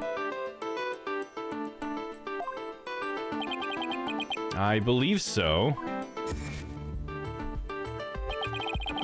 If you mean the little window in the back and to the right of the room. That's right. And across the room on the opposite wall is a large mirror. I do remember seeing it. So you're saying... Yes, the culprit Miss Blackwell saw must have been a reflection of that person in the mirror. I see. In that case, right and left would appear reversed, wouldn't they? Now do you see? That's the logic of pure justice. Objection! But your argument is only conjecture. You don't have any proof that what Miss Blackwell saw was a reflection. Silence! Right, Dodo. You'd sooner nick yourself than him like that. But put some more muscle into it. Huh? That's right. Besides, the lighter couldn't have been in the left hand. And why not? Miss Blackwell said she saw the Earth emblem on the lighter, didn't she? That emblem is only on one side of the lighter. You're right. There's no emblem on the other side. Exactly. As blank and smooth as the judge's fine scalp. If the culprit had held the lighter in their left hand, they would have discovered the emblem. Uh-oh. What's more, this is the kind of lighter you flick open with your thumb before lighting. So if the culprit had held it in their left hand with the emblem out and visible, they wouldn't have been able to open it, let alone light it. But if they had held it in their right hand, they could easily have opened it and lit it. This all means that the culprit was definitely holding the lighter in their right hand.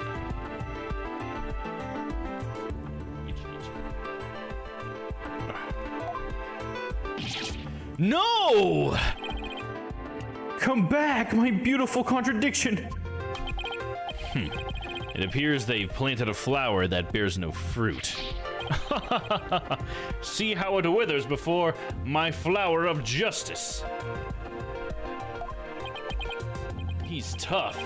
He's managed to discredit almost everything I've proven up until this point. In justice we trust. Now do you see, I'm not this phantom you've been talking about. I mean, are you sure you're really there really is a spy? I bet they're just a figment of your imagination. Oh, it's so sad. So very sad, but I'm afraid Miss Sykes is the culprit. Hold it! Detective Fulbright, I believe you said that the emblem is only on one side of the lighter. Are you sure about that? Of course I'm sure. Why don't you take a look for yourself and see? You do see an Earth emblem on both sides, or do you see an Earth emblem on both sides of the lighter? Oh, ooh. He saw something. I knew it. You're lying, detective. Oh, sorry, I got an itch on my foot.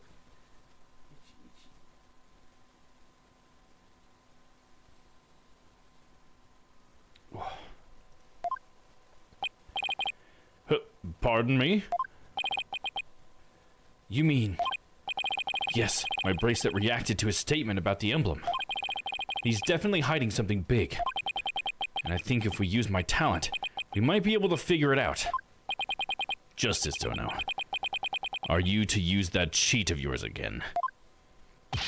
It's not cheating, Prosecutor Blackwell. Very well. Whether I like it or not, I suppose we should use whatever works right now. Go on, then. We have Prosecutor Blackwell's reluctant blessing, apparently. Okay, Apollo, you're up. Here goes, then.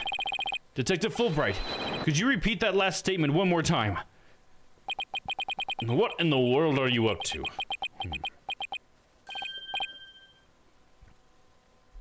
All right, fine. I'll say it as many times as you like. Listen carefully. The Earth emblem is only on the side that you can see when held in the right hand.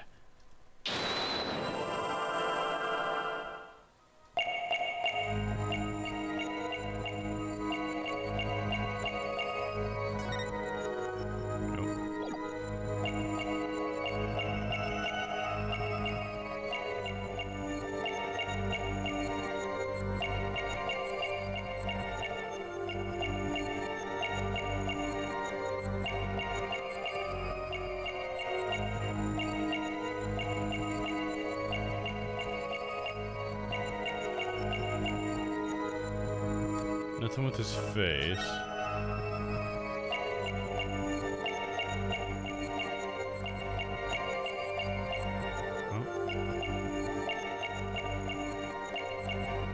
I guess we said that Earth emblem, his thumb went.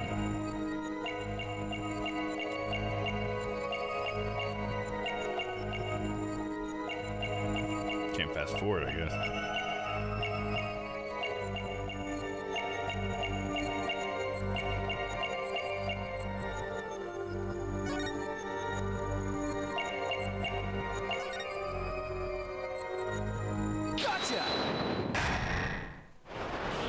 Gotcha, Bubby.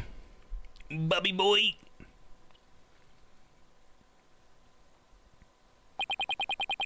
Detective Fulbright, you might not be aware of it yourself, but whenever you say the phrase, the Earth emblem, your left thumb moves. In fact, it appears as though you're running it along the edge of your holster. Mr. Lawyer, I don't have the foggiest notion of what you're talking about. Be that as it may, I know it has something to do with the lighter. Let me examine it. But why? You're not making any sense. You can't just... Silence. Be still and do as you're told, Fulbright.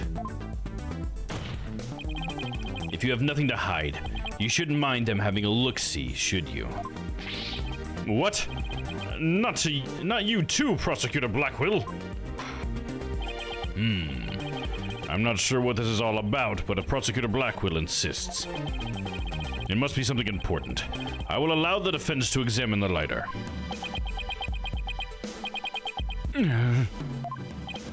Good.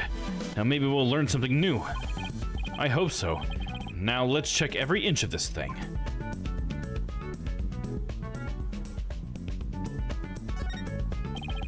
I don't see anything unusual about the top of the lid.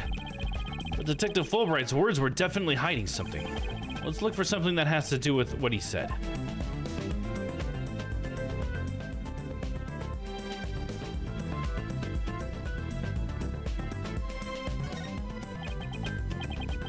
The back is covered with blood.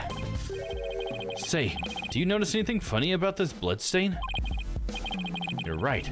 It suddenly breaks off unnaturally. Supposedly the lighter was held with the right hand so that the emblem was visible.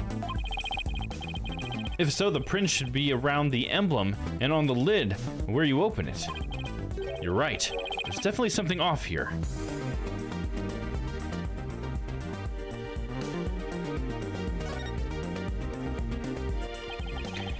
So this is the Earth emblem Detective Fulbright was talking about. See anything noteworthy? Huh? Hey, look at this. The emblem's actually some kind of button. Oh, and it's a gun? This is the 10mm gun. Or, sorry, the .10 gauge gun. Wow, it transformed into something. A handle. A trigger. Is this what I think it is?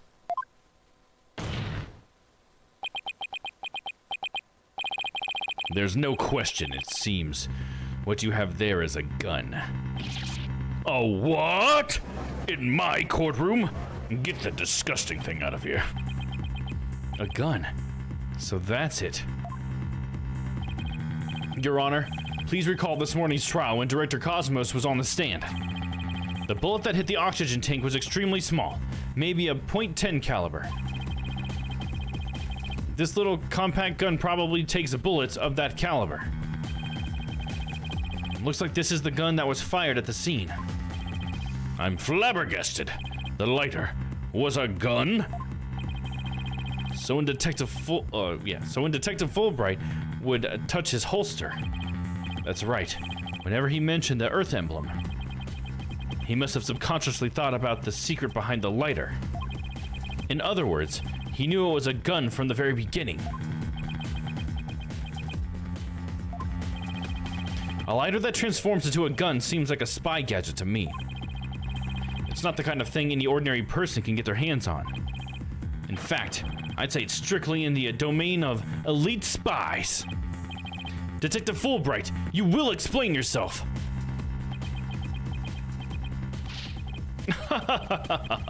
There's nothing for me to explain. I didn't know the lighter could transform. I mean, it was found in the Space Museum, and then I brought it straight in. I didn't have time to check it out. Objection! Whenever you mention the Earth emblem, you touched your holster. You subconsciously did that because you knew it was a gun. Accuse me all you want, but where is your proof? Do you have any evidence that I knew the lighter was a gun? Not exactly. And whose prints are on it? Miss Sykes' prints. It proves that she's the culprit who fired the gun at the scene. It would appear that the detective is right. Are you guys really trying to prove your client innocent or what? although it pains me to do this. Now that we are where we are, I have to make the following assertions, coming from the prosecution side.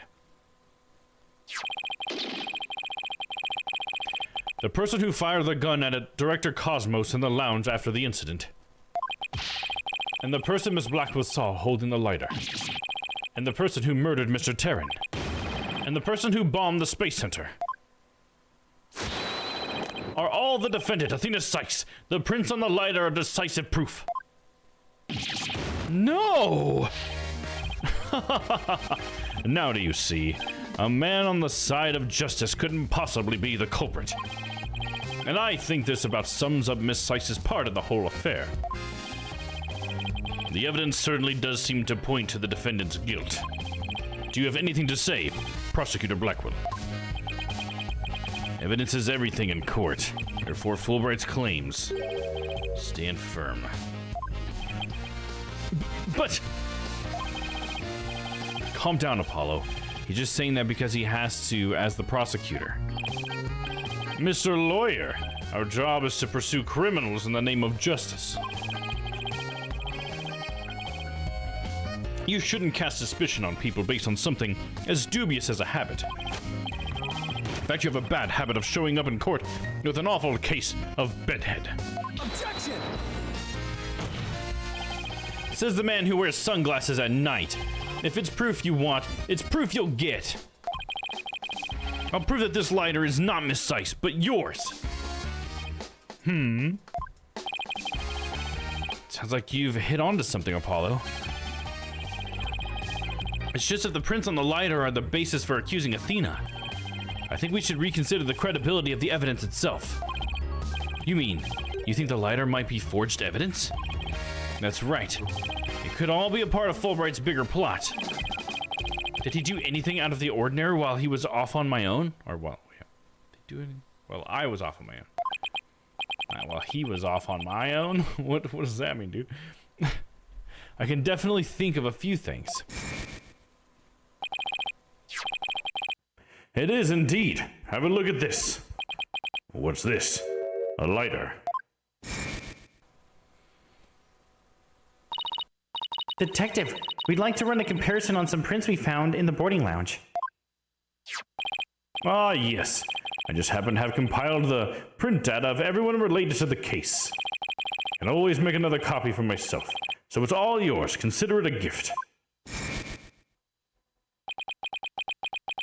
If we assume he's been laying a big trap for us all along, there's gotta be something off about this piece of evidence.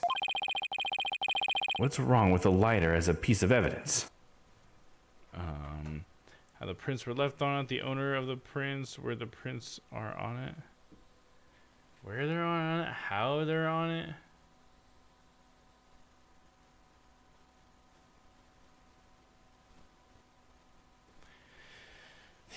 What's wrong with the lighter as a piece of evidence? The owner of the prints? Because that's what's forged on it? Is that what we're saying? I'm kind of confused at what the question is a little bit. I'm going to say the owner of the prints. Are they really Athena's fingerprints? Definitely matched her print data. What about the data itself? Yeah, exactly. Maybe that's what he faked. Detective Fulbright, you were the one who provided us with the lighter and print data. Isn't that correct? Yes. What about it? You say Miss Sykes' prints match the print data. But I have to wonder, was the data you used official? Mr. Wright, are you suggesting that the evidence might have been fabricated? I guess there's only one way to find out. Let's re-examine the prints. Using the official sanctioned print data of the people involved in this case. What? You dare insult the epitome of justice and integrity? There's no need for such antics. Silence. Your Honor, I lend my voice to the defense's request. You must allow the test to be rerun. Oh, damn it, I hit the wrong button. Very well then. Bailiff.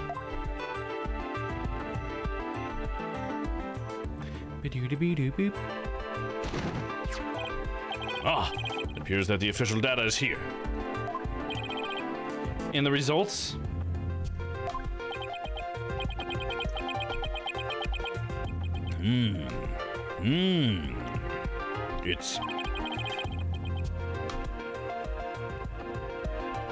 It's just as the defense claims. This proves that the prints on the lighter do not belong to the defendant. Yes. The fingerprints actually belong to the victim, Mr. Clay Terran.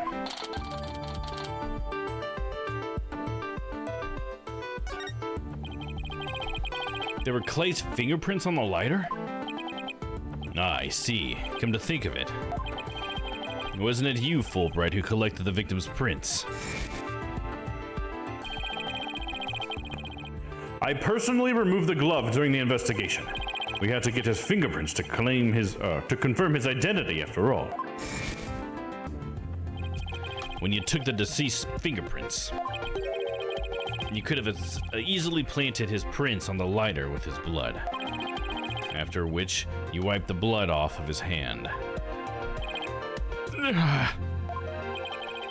By your own admission, you were also the one who compiled the phony print data.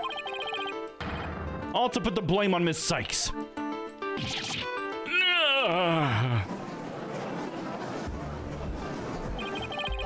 This ploy must have been to distract us from the Phantom, who is behind everything. You were out to create the impression that the Phantom wasn't the true culprit. So does this mean Detective Fulbright really is the Phantom? Remember the killer's escape route.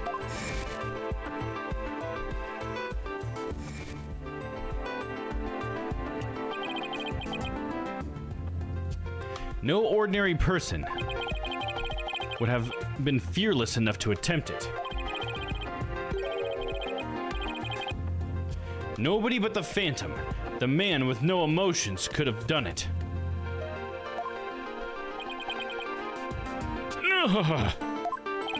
Detective Fulbright, you were the only one who could have used that escape route.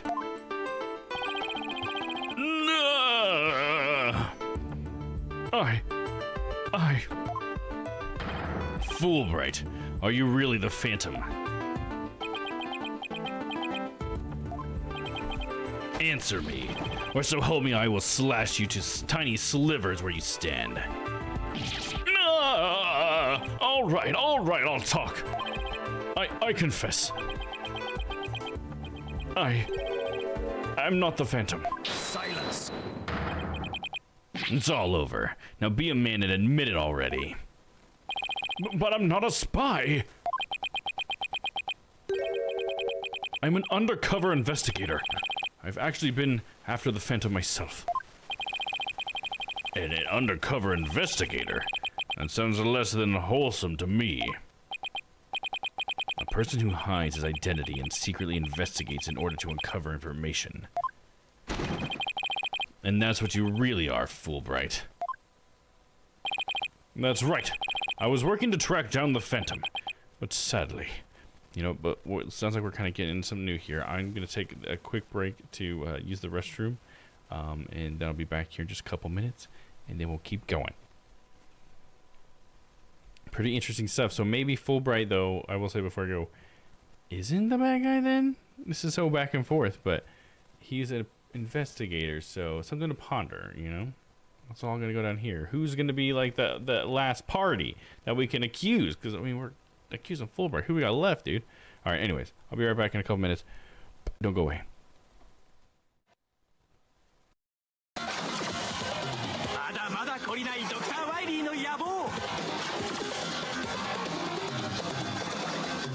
8ステージの強敵ロボット、面白さ2倍。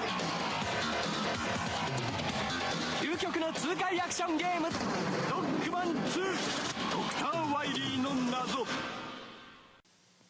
And a little of this, and a little of that, at Wendy's Garden Spot, you know that's up to something beautiful. At Wendy's Garden Spot, you can make hundreds of deliciously different salads, and each adds up to less than 300 calories. Add a little of this, add a little of that. It's a garden oasis like no other. Wendy's Garden Spot, something better for Wendy's kind of people. It all adds up to something beautiful.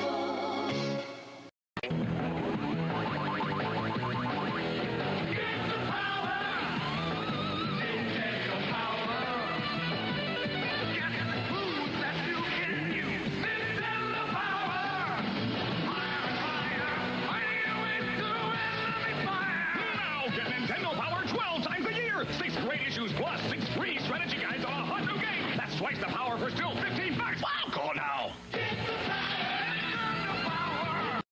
Hey, you look thirsty. Stock up on Orange Cola. 2 liters, just 89 cents. Or cool off with a refreshing Zalg, only $4.99 a month. Plus, name brand salts, only 67 cents. And save on individually wrapped wheat squares. Just $1.79 for a pack of 10. But hurry, at these prices, supplies won't last. Mega Mart, you have no idea what's in store for you.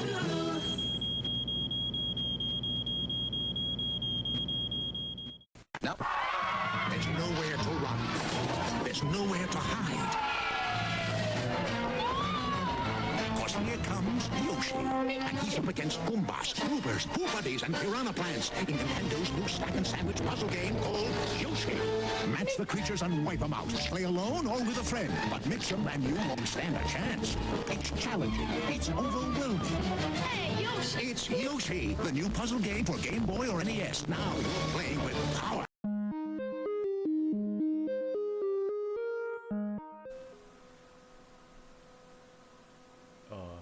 Guys? Is there a stream happening here? I don't see anybody. Think. Think, Miles, think! If Mr. Keys killed the double, then the murder could only have occurred when the two met face to face.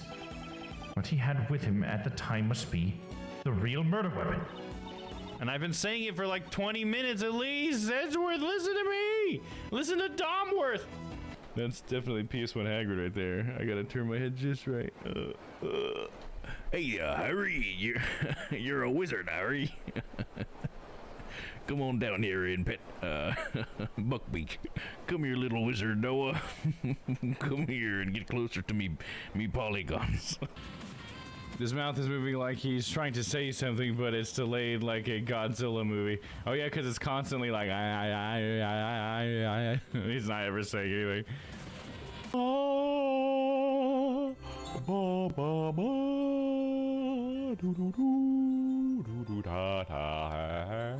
HQ. I'm really lucky to get the opportunity to work down here. I'm trying to shake her. I'm trying to shake her. We'll end up working together at I can't shake her. I can't shake her, dude. And it just slots in just like this. Bloop, bloop, bloop, bloop, bloop, bloop. It just done and spinning and spinning and spinning. Oh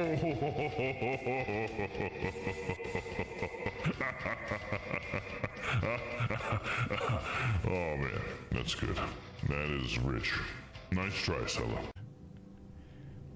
Feel like a bird, go up to the tree branch and just let it go. There you go, you know, let it go. I'm like a bird, I'm gonna shit away. Those cheeks. It looks legit like a butt sticking out of his. Oh, there you go. Oh, that's hot. That's hot. Stella. I was thinking about it. That guy has no face. A gun? Can I have it? Well, he must have had man parts because for some reason in that movie, when she has the wolf children, when they conceive the wolf children babies, for some reason he's in wolf form. He's in fucking wolf form while they were doing it to have the wolf children. Why? He can turn into a human.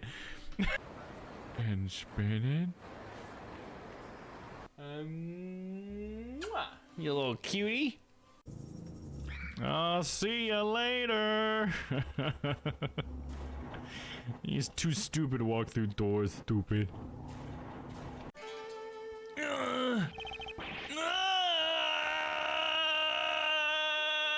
Just kidding. I don't know anything about that warehouse. I had nothing to do with the kidnapping after all. What noise do moths make other than their wings and body slapping against? That's what I was thinking too. Yeah, she's making a horrible noise. I'm like, what was it like? It's like, I don't, is that a fucking moth in there, dude?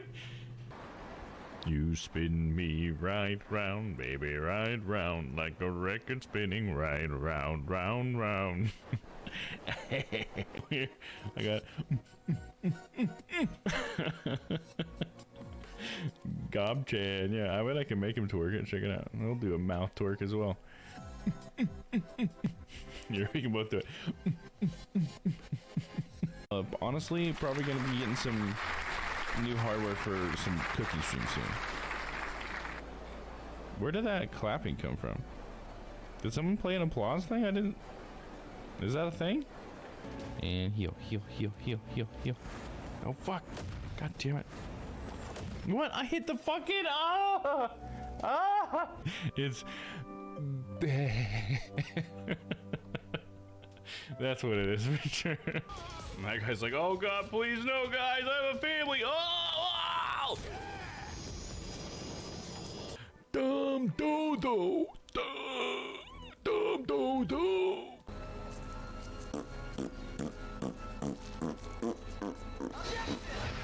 Objection. Domm right objects to me doing that. No, you thought it was funny. Oh, fist bump? Hell yeah! Dude, it just fist bump and faded me, dude. Did you see that?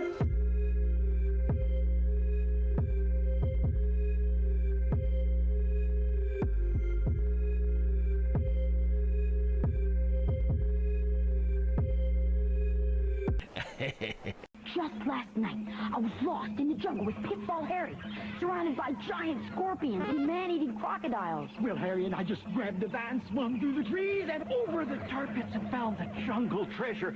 It was really neat. If you haven't met Pitfall Harry, you're missing the year's most incredible video game adventure. Pitfall for the Atari 2600 and in television. Since I met Pitfall Harry, no other man will do. Pitfall, designed by David Crane for Activision.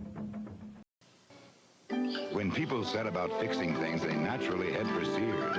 You'll find Craftsman hand tools like these, guaranteed forever, in more toolboxes, Craftsman mowers in more backyards, weather beater paint on more brushes, and more people clean up with a Kenmore washer than any other. They're all America's best sellers. 5/8. That's a recommendation you can trust from a few million of your neighbors. There's more for your life at Sears.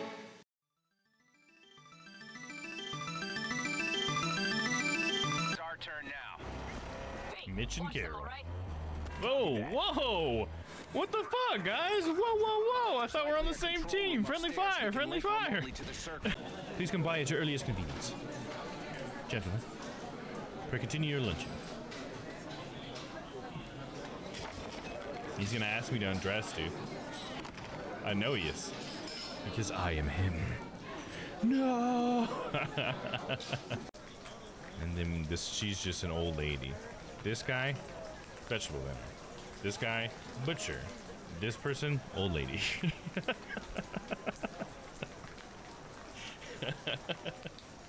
Like, what the fuck, dude? She's got the fucking shit end of that stick, man. She's got baked goods. But she's just an old lady? Come on, dude. What the hell? Oh man, okay, baked goods. She could be a baker. Instead, old lady. Okay. Is this through the eyes of fucking Emma? She's just looking at her like, that's an old lady. Yeah, why not baker? Exactly. It is so funny. Pumpernickel bread. I never liked that stuff. Yes? I would like to speak up, dear. I would like to buy something. All right, what do you want to buy? There's like napkins and then like an ashtray as well. I mean, like tissues in her. It's a real woman? That's like not game graphics. That's like a real woman, right? It's like an actual model. Yep. Okay. I did not expect that, dude, but enjoy, everyone. Is she not beautiful? I mean, come on. This is what Kiryu likes to do at the end of a long day, beating guys up. Comes in here and he beats himself up. That's so funny. Talk like Pikachu. Pikachu! Pika Pika! Pika! Oh, finish him. Whoa, knock him into next week, bro. So easy, so easy. Until I get to a boss, and then I'm like, what the fuck, dude? Got it. Besides, I think you should only show your underwear to someone you really care about. Oh, okay.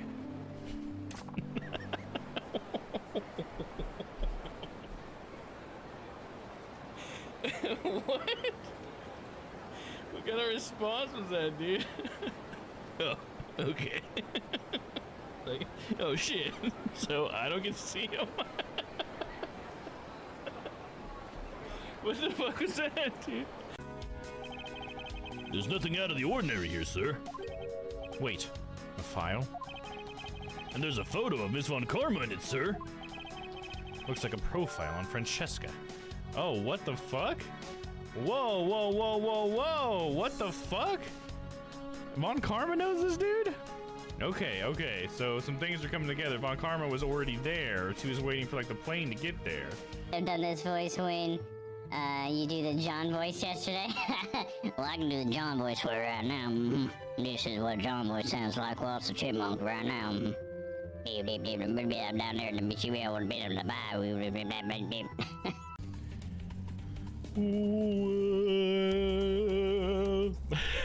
There you go, Stella. Alright, let's just play it again. So that's Badani right there. Name's Badani. He always says "ba" at the beginning of every word, pretty much.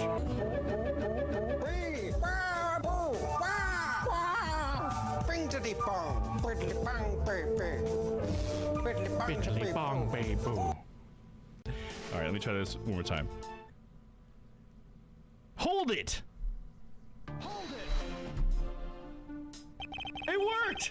It fucking worked, dude! It fucking worked! It fucking worked. Yes. It did. All those years ago, it did work. Alright, sorry for the wait, I'm back. And we are ready to finish this out. I hope you are, because I am. At least I did unmute myself. Yeah, I did. It'd be funny if I said all that. Okay. Anyways. So, back to Fulbright maybe not being the bad guy. Hey, what's up, Stella? Welcome in. How are you? How was your day? And thank you for the welcome back. Welcome in Thank you. Or I mean, AKA welcome back to you. Stella. Happy to be here. Hell yeah. All right, let's see. So, yeah, we were saying Fulbright might actually be the Phantom that was like the assassin from all those years ago and from now. And he's like, no way, dude. And he was saying now that he is actually part of some sort of undercover investigation about the Phantom, and that's why he's not the Phantom. So a little weird. Really running around like a chicken with my head. Oh, that's without your head. For a second there, I didn't read the out, and I was like, with your head? Well, at least your head. Well, like the head cut off. I get it. Hope you are well, friend. I am good. Hopefully, running around with your chicken. God, look at them all over the place. Running around with your head without your head. It's not too bad. Get it out, dude. Just get it out there. All right. Let us continue. That's right. I was working to track down the Phantom, but sadly, even though I was supposed to catch the spy ended up catching me. took my family hostage and forced me to cooperate with him. What? Interesting. Forced to cooperate. That's interesting. I'm around with my chicken. Look at all these chickens. You're telling us this now? But if what you say is true, then who was the mystery person Miss Blackwell and Mr. Starbuck saw? It was the Phantom, I tell you. All I did was help him by having that emergency ladder lowered for him. Interesting. Dodge that bullet, huh, Fulbright? Maybe. I don't believe you. Then how do you explain the fabricated lighter? That was also one of the Phantom's demands. Being the detective in charge of this case, it was easy for me to fabricate evidence. Shouldn't have been, dude. Pinning the crime on Athena Sykes was just another one of the Phantom's orders. That's why he kept saying the "is this just" thing, I guess. That's what it's big. Okay, that makes sense now. And you expect me to buy that? Fulbright, what was the Phantom's ultimate objective? I was told it was to sabotage the rocket launch. Someone who didn't want the launch to happen must have given him the order.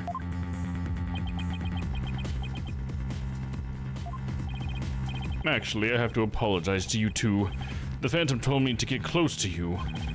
He ordered me to get back the psych profile you have on him. So he sent a buzzard of his own to tail me this past year, did he? I haven't been the champion of justice. I've just been a pawn of evil. A pawn of the Phantom who stole the moon rock and killed Dr. Sykes 7 years ago. Enough, Fulbright. Just tell us the Phantom's true identity. I don't know. He was very careful to hide it. He has top secret information for all kinds of corporations and countries. So there are a number of organizations that want him dead. If people believed I was the Phantom, I could be killed on the spot. Why, I bet even now.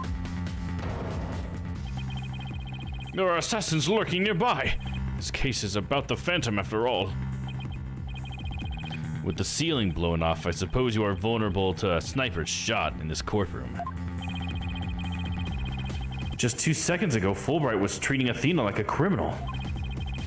Does he really think he's going to lie his way out of it now? But on the surface, everything does seem to make sense. This could be bad, Mr. Wright, if we can't find a flaw in his logic. He's right. After we've come all this way, we can't let Fulbright wriggle free now. There. I finally told the truth. Now I hope you see how foolish it was to think I was the Phantom. Oh, also he's serious. You're an intelligent man, Prosecutor Blackwell. You believe me, right?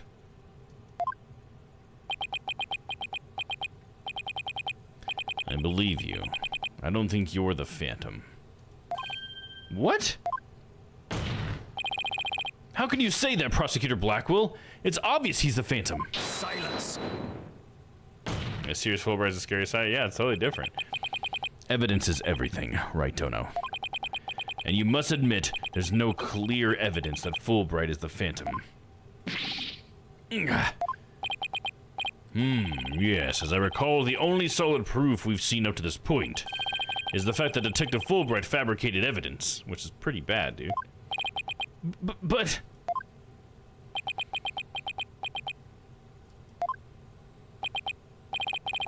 I've known Fulbright here for a year now. And all this time, he's been quite intent on rehabilitating me. I don't believe his efforts were a lie. But Prosecutor Blackwell! This fool truly thought he could reform a death row inmate like me. He went so out of his way in his efforts for me, he actually became quite a nuisance, really. Oh, Prosecutor Blackwell, you believe me! Please tell me Prosecutor Blackwell hasn't really been taken in by this big phony. However, even if it was against your will, you still acted as the Phantom's accomplice. You will have to pay the price for that.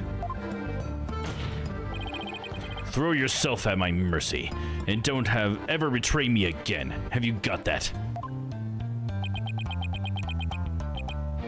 Yes. Thank you. Oh, thank you! Oh, this is so touching. Such a bond and trust is a rare and beautiful thing. In any case, it looks like everything has been resolved. I can now hand down a not guilty verdict with confidence. Very good, I'm glad to hear it. It's all over, everything's been cleared up, and Miss Sykes will go free as well.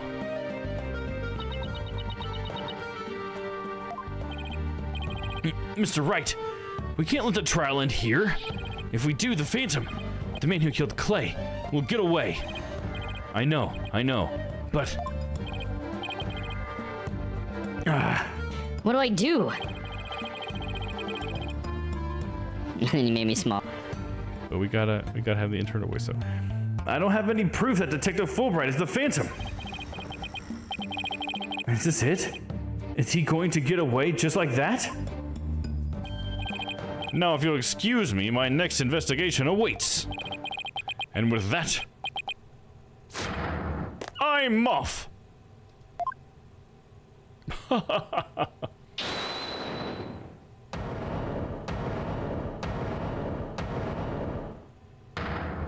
Athena says, hold it. The defense? No, wait. Not the defense. The defendant feels it's not time for a verdict yet and would like to see this trial continue. What? But I was just about to declare you innocent of all charges. It just doesn't feel right to be standing here. Hey, Apollo, think you could scooch over? It's like, what? Dude, there's so many of us back here now. Athena, what are you doing? Now we don't get held in contempt of court. I have some questions for you, Detective Fulbright. Are you relieved that you are no longer under suspicion of being the Phantom? Are you grateful to Prosecutor Blackwell for what he's done for you? Of course I am. And I'm truly grateful from the bottom of my heart. Athena, where are you going with these questions? I have yet to hear a single emotion behind any of Detective Fulbright's words, boss. The suspicion against him has been cleared up, but he's not feeling happy at all. What does that mean? He may not have any evidence, or we may not have any evidence, but the heart doesn't lie. That's it! With your special ability, we just might be able to stop him. I think we're pulling out all the stops on this one. Three's a crowd, Athena, exactly. He's just staring at the camera like, what the hell? Your Honor, the detective has been deeply traumatized by our accusations. Yes, well... Even before all this, I thought he was a rather odd fellow. If he doesn't get counseling right away, who knows what might happen to him?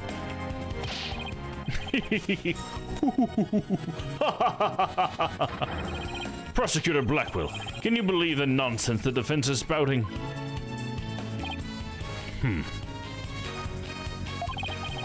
Fulbright, I think you'd better have that counseling.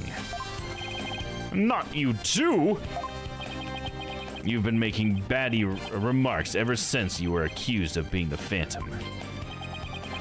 Such as, you're an undercover investigator, and your family has been taken hostage. I fear you might have finally lost it. But I thought you believed me! Silence!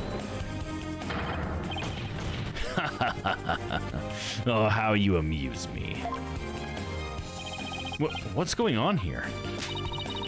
That was an excellent bit of psychological manipulation just now, Simon. I knew you would catch on, Athena. Huh? Mind filling me in here?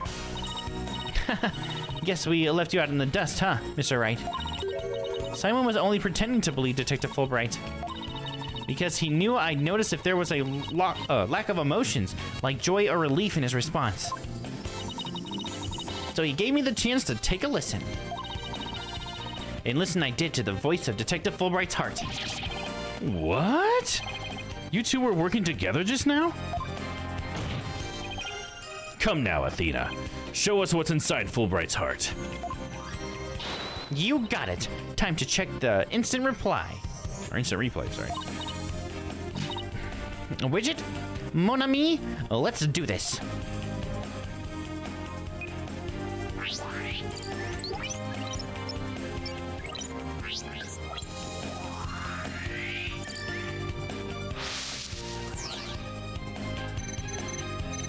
Thank you for believing in me, Prosecutor Blackwell.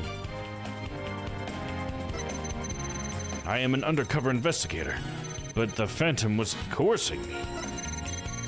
He stole the moon rock and killed Dr. Sykes 7 years ago. I'm a bad, bad person, a bad boy, for cooperating with such a man. But he took my family hostage. What else could I do? Like, this should be sadness here. Should we check the sadness? Oh, I just have to go through it. I don't get to point anything out yet. Even with all his over-the-top expressions and gestures, he's registering no emotion at all? It's just like I thought, and right in line with the Phantom Psych profile.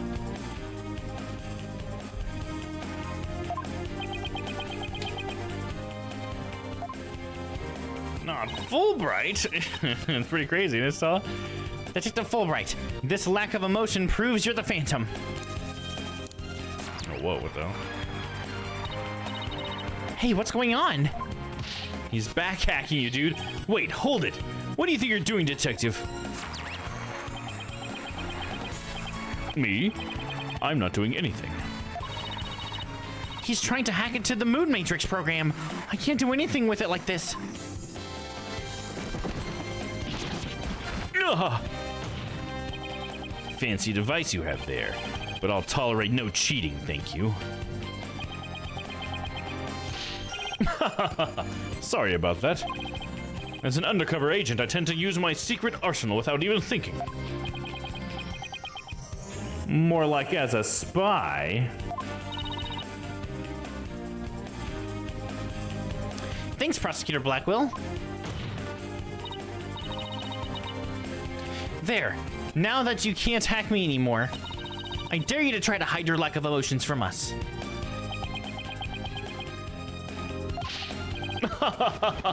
Lack of emotion? What are you talking about? Of course I have feelings. As a matter of fact, you've wounded me very deeply with that accusation. What's going on?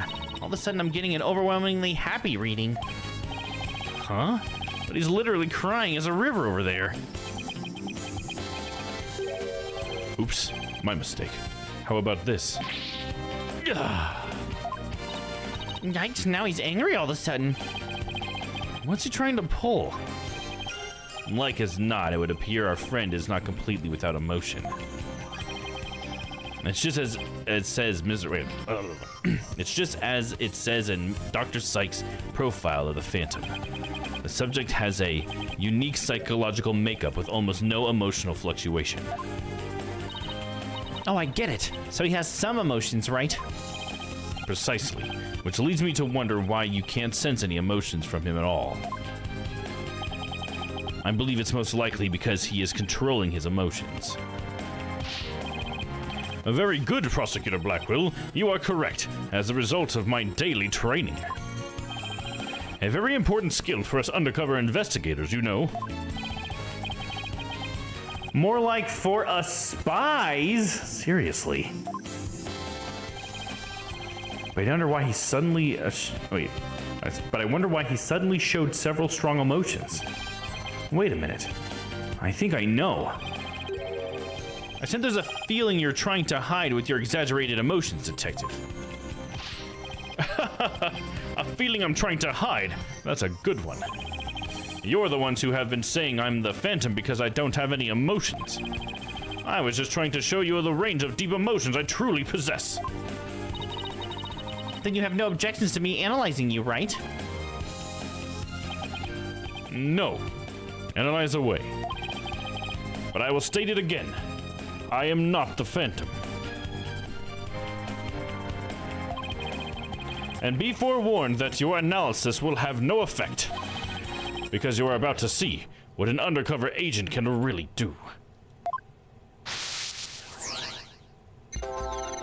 Me, the Phantom? No way! He's all over the place.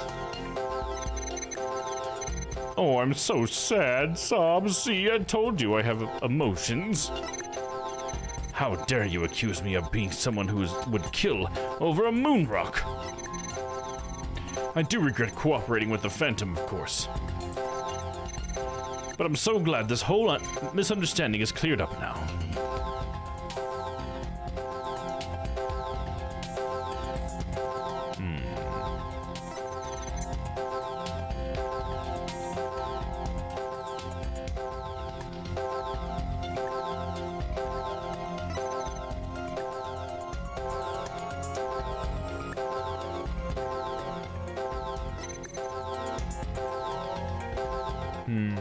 I'm not sure what to pinpoint because he is all over the place. Let me just go to the end of it and see what they say.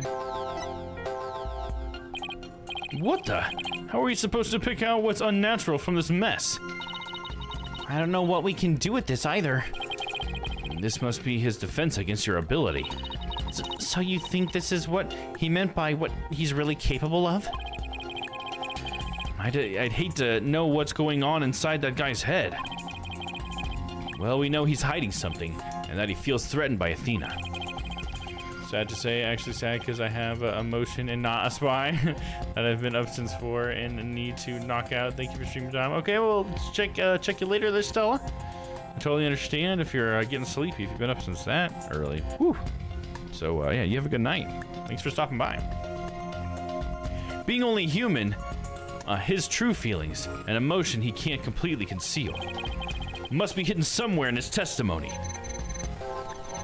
Okay, so we're just gonna have to like wildly guess, I guess is what he's saying.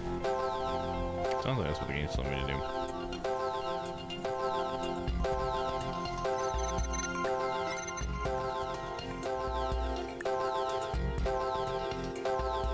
Sadness is consistent on here. We'll try that. Got it! I found it! I found the one emotion you're truly feeling. What? Hidden in the middle of that chaotic storm, I saw one emotion that never disappeared. When you talked about the moon rock.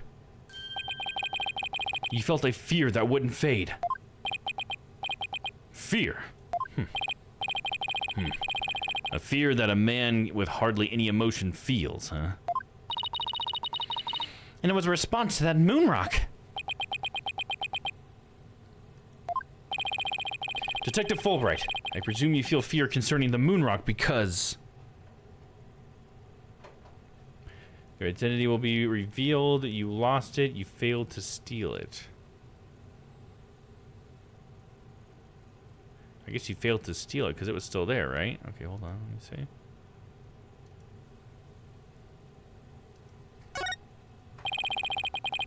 You tried but failed to steal the moon rock. That stain on your career as a spy has left you feeling afraid. But the moon rock did indeed disappear from the laboratory. And I'd hardly think a person who feels so little would feel fear over a thing like that. Okay, so wait, it was taken? I thought it was still there. I guess it was just in the pictures then? I thought we had it, my bad. Alright, hold on. We'll load back.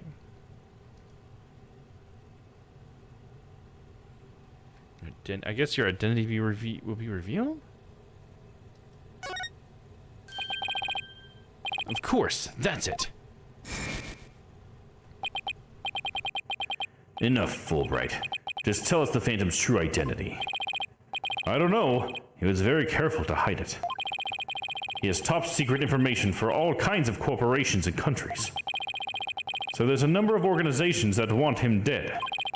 If people believe I was the Phantom, I could be killed on the spot. Why, I bet even now. There are assassins lurking nearby. This case is about the Phantom after all. Detective Fulbright, I think I know why you would feel afraid. You're afraid that the moon rock will somehow reveal your identity.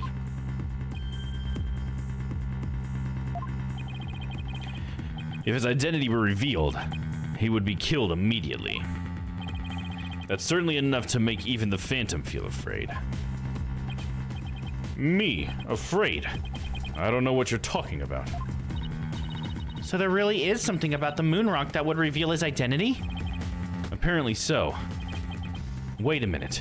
Maybe the Phantom didn't so much as steal the moon rock, but more like he had to take it with him, because there was something on it that would reveal his true identity.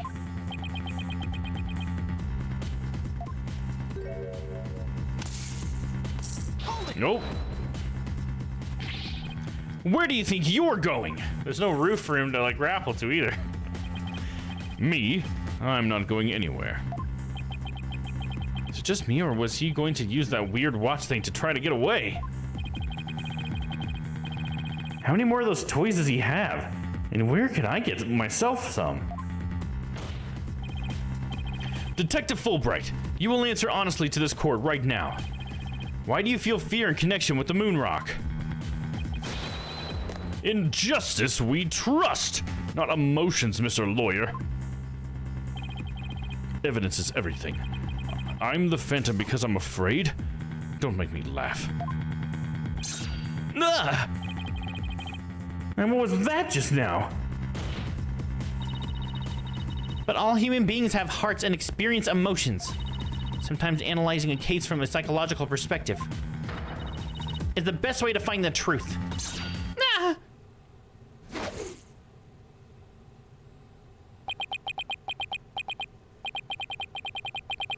It's all just a waste of time. All your efforts at analysis serve no purpose. And now, in this dark age of the law, nobody would believe your claim that it's effective. In an era when evidence is fabricated, do you truly expect feelings to be accepted as proof? And where exactly is your proof that I fear the moon rock anyway?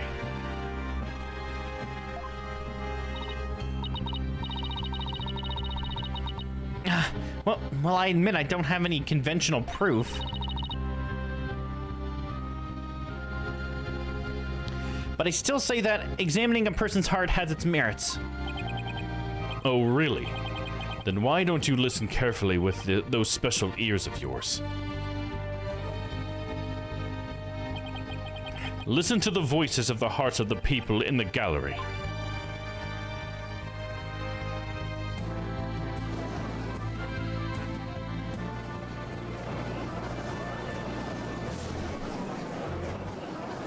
Man, their hearts are really loud. I can hear them myself.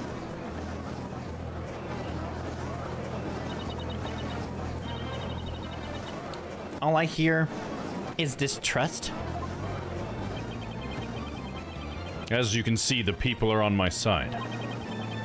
Because all they see is a strange little girl using a weird little machine. But it's not like I use analytical psychology to falsely accuse people. Uh-oh, he's got a theme of doubting yourself. Ms. Sykes' analytical psychology has breathed new life into the courtroom. It has freed the hearts of many witnesses and has been key in getting to the truth. Am I too late for the grand finale? No, not too late. No, we're building up to it. And we actually have like a familiar face throughout the entire game that's being accused as the bad guy right now. So pretty exciting stuff, if you ask me. He has freed the hearts of many witnesses and has been key in getting to the truth. Ha ha ha! What nonsense! Your Honor, the defense's claim is a false one. I don't feel any kind of fear when it comes to the moon rock. Yeah, we're blaming Fulbright now. Apparently, he might be the baddie.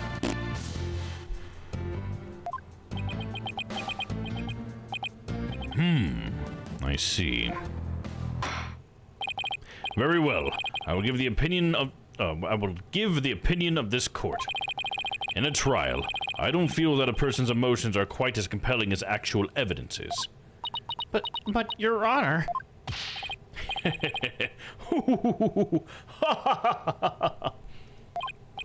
There, you see? Nobody believes you and your trumped-up charges.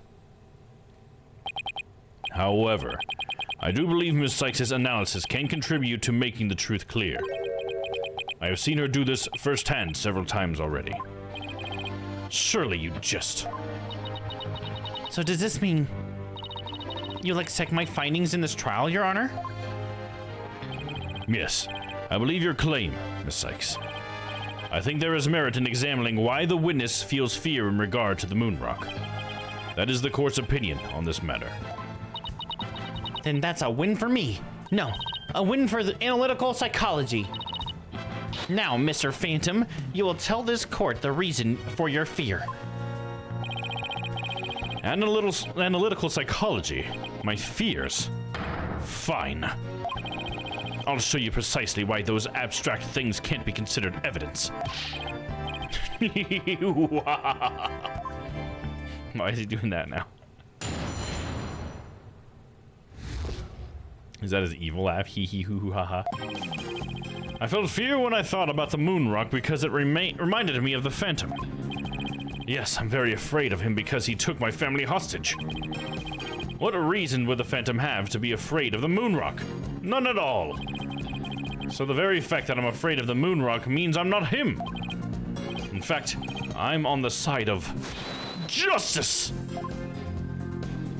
Yeah, very convincing and compelling.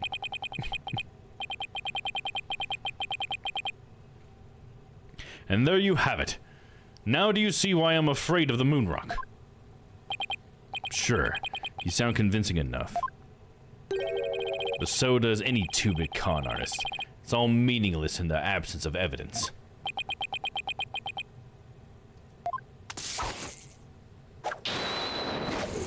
Ooh, look at that. Combat! The Phantom is like the mist. No flesh, no bones. My sword alone cannot cut it. Right, Dono?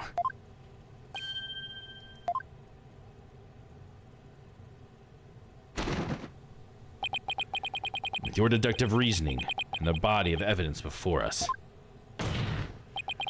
let us send this miserable phantom let us send this miserable phantom fellow to the other world together. You and I, Prosecutor Blackwell. We have a duty to bring the Phantom down and restore the people's faith in the courts. Indeed, by covering for Athena, I allowed the Phantom to escape. And as a prosecutor, I gave birth to the people's mistrust with my murder conviction. I bear part of the responsibility as well. For being suspected of forging evidence and losing my attorney's badge as a result. The two of us and the Phantom were there at the beginning of the Dark Age of the law. Then it is also our burden to cut away the foul specter we created, is it not? Until all that remains is the righteousness of the court and the faith of the people.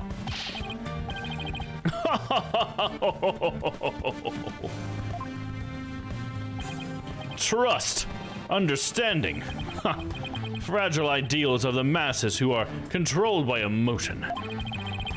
Humans can't truly trust each other, which is exactly why the illusion of trust is so enticing. Once two people overcome their misgivings, that's where real trust is to be found.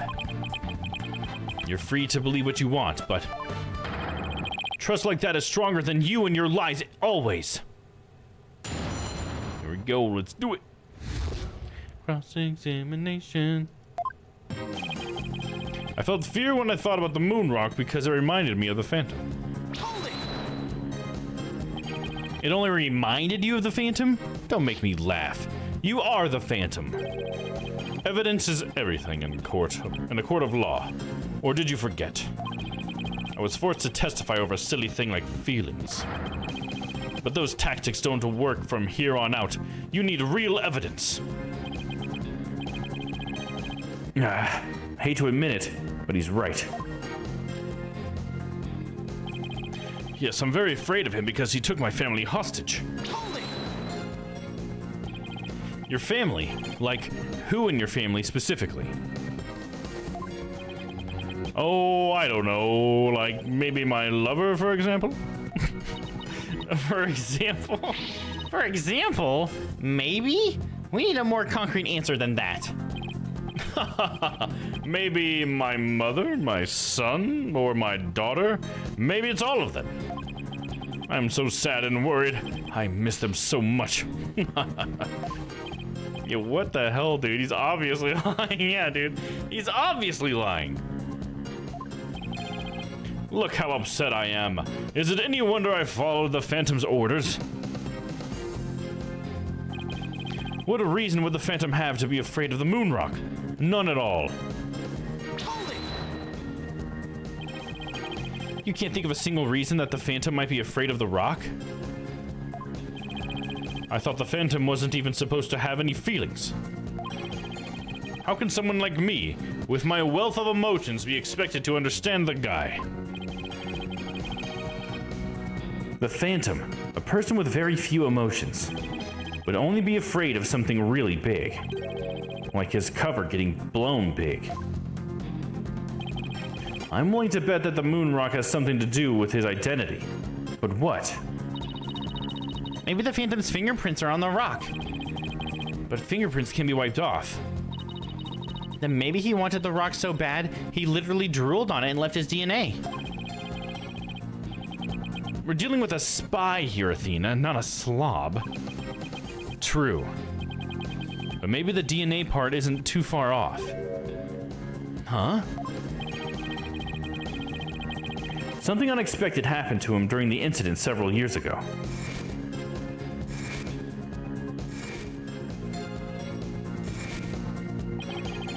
I just know I have something that can show why the Phantom is afraid of the moon rock. I'll just continue with my testimony while you're pondering, then, if you don't mind. So the very fact that I'm afraid of the moon rock means I'm not him. And how afraid are you exactly? I'm so scared I start to shake even when I see the moon in the sky.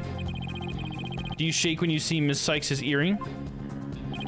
Well, to be honest, since the very first time I met Miss Sykes, I felt more than a little frightened of her. I guess some people just inspire that much fear in others. Mr. Wright, were you thinking something mean-spirited and rude? Or you were thinking something mean-spirited and rude, weren't you? Of course not. Must be up misdreading defenses. Wait, min-dreading? Must beef up min-dreading defenses? Okay. Now do you understand? Meandering? Is that what it was? The very fact that I'm afraid of the moon rock proves that. In fact, I'm on the side of justice. Press.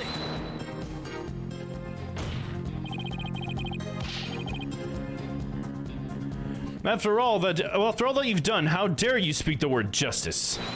In justice we trust. I'll say it as much as I want, and with absolute confidence. Whatever I saw is just... Whatever I say is just. That's how it works in the dark age of the law. Like fabricated evidence, huh? Oh. Grr. He won't get the best of me with that twisted argument of his. I'll find a way to get him right where I want him. Detective Fulbright, or rather, the Phantom feels fear in regard to the moon rock. It probably has something to do with being afraid that his true identity will be revealed. Right. So that's why the Phantom had to take the moon rock with him 7 years ago. In that case, we had something to show the real cause of Fulbright's fear. We just might be able to expose his true identity.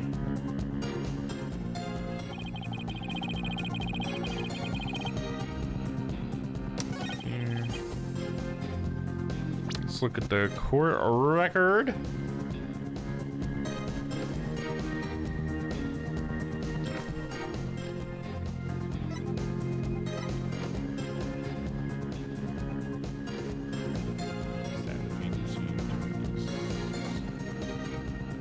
Okay, well, this mentions the Phantom. You can also use one of these to set the Phantom's hand. The crime scene 7 years ago, it was launched into space, returned to Earth. And there's her earring, they mentioned that. An earring that Dr. Sykes gave to Athena. The stone was cut from a real moon rock, and that was being used for research.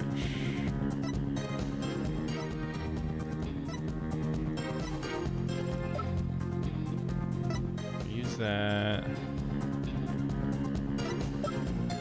feel like it's got it. This is the only thing that mentions the Phantom. Okay, so what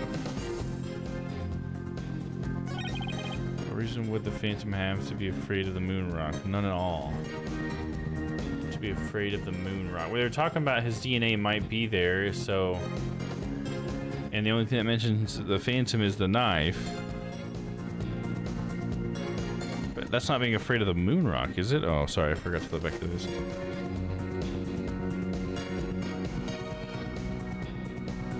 I'm gonna look up a hint here.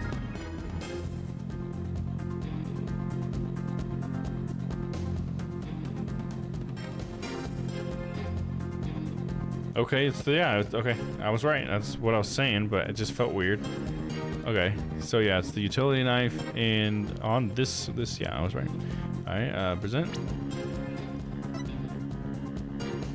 Objection! Objection! Detective Fulbright, I assume you know what this is. Of course, that's the knife the Phantom used to kill Clay Terran. That's right. And the exact same type of knife Miss Sykes used 7 years ago when she stabbed the Phantom's hand. Yes, that was discussed earlier, as I recall. He dodged at first, so I only got his clothes. But I tried again. And this time you got him, didn't you? I did. I remember it clearly now. The knife went into the back of his hand. Miss Sykes then stated that she remembers the culprit bleeding. It's my theory that the culprit's blood got on the moon rock, and that he was afraid that if the blood was analyzed, his true identity would be revealed. So, you know, hold on. Fulbright was always wearing gloves, right? You think he's got a scar on his hand if he's that guy? That explains why the Phantom had to remove the moon rock from the crime scene. You mean if we ran the analysis now, we'd know who the Phantom is? Yes, I suppose so. But unfortunately, the moon rock in question is missing. That may be so, but I'm certain I can explain what happened to it in great detail. You can? Of course. Not. You don't actually expect us to believe that, do you? Because you don't fool me. Ah! What this court needs is a bully-free zone. Ah, the infamous sword of the beguiling bluff. This edge is without compare. Come now, ready it with me, and show us just how finely it cuts. Your Honor, this is an outrage! Oh, I mean, this is an outrage? Ah! Go on, Right Dono. Let's start with something that's been bothering me for a while. Now, the culprit supposedly removed the moon rock from the lab. But in this video of him, it's nowhere to be seen. Oh, you're right. But here's something to consider. What if the Phantom hid the moon rock somewhere at the scene of the crime? Good thinking, boss. Security was super tight at the Space Center back then.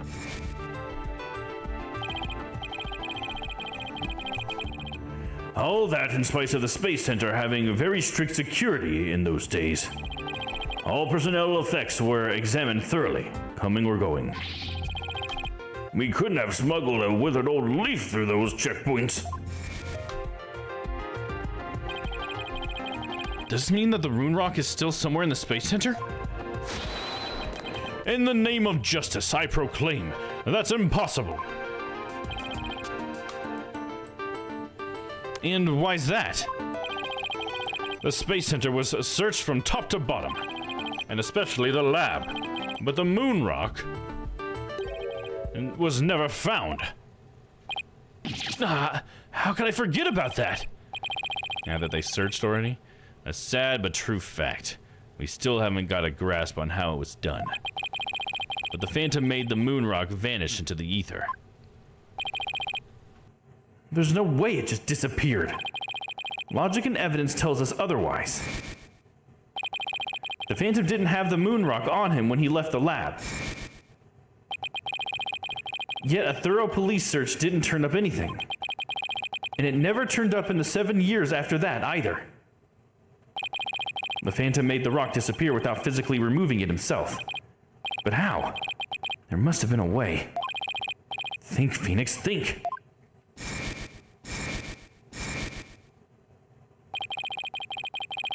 How did the moon rock vanish from the robotics lab? So can you or can you not show what happened to the moon rock, Mr. Wright? Yes, I can, Your Honor. What?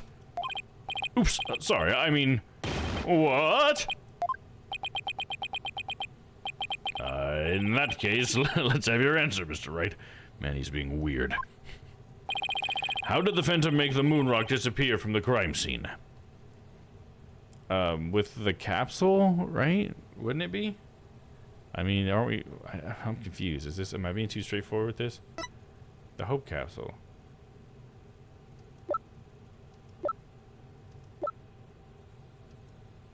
Let me save. I feel like I'm gonna be wrong.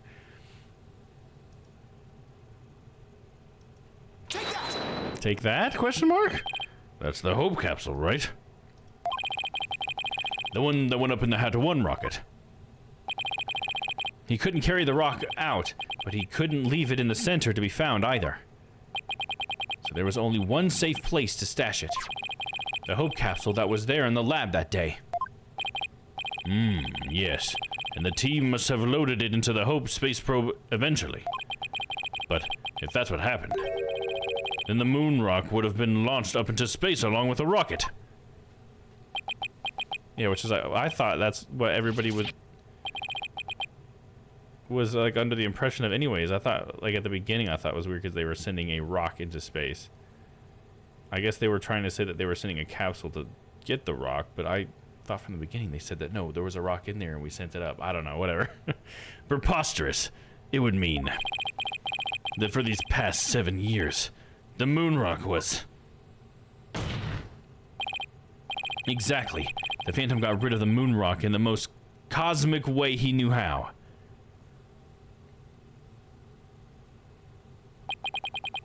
It was out there in the depths of space. Aboard the Hope space probe. What?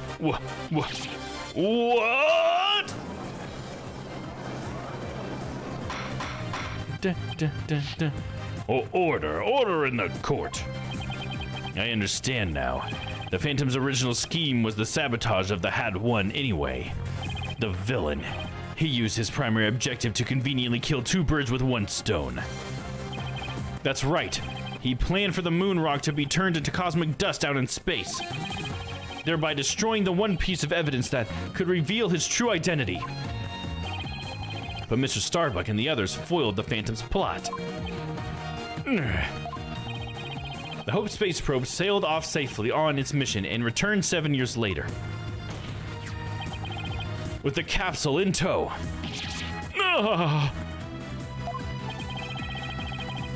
If we analyze the blood on the moon rock, it should make one thing crystal clear. That you were the Phantom all along, Detective Fulbright. Looking pretty emotional right now. So he killed Clay just so he could get the moon rock back? I believe so. His original assignment may have been just to sabotage the Hat too, but at the same time, He also had to retrieve the evidence of the crime 7 years ago. That's why he went to the boarding lounge and attacked Clay as he made his escape out of the rocket with the capsule. But in the end, it was all he could do just to escape himself, so he didn't get the capsule. Clay must have done everything he could to stop Fulbright.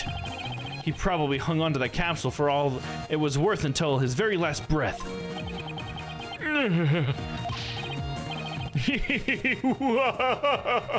They're crying and laughing.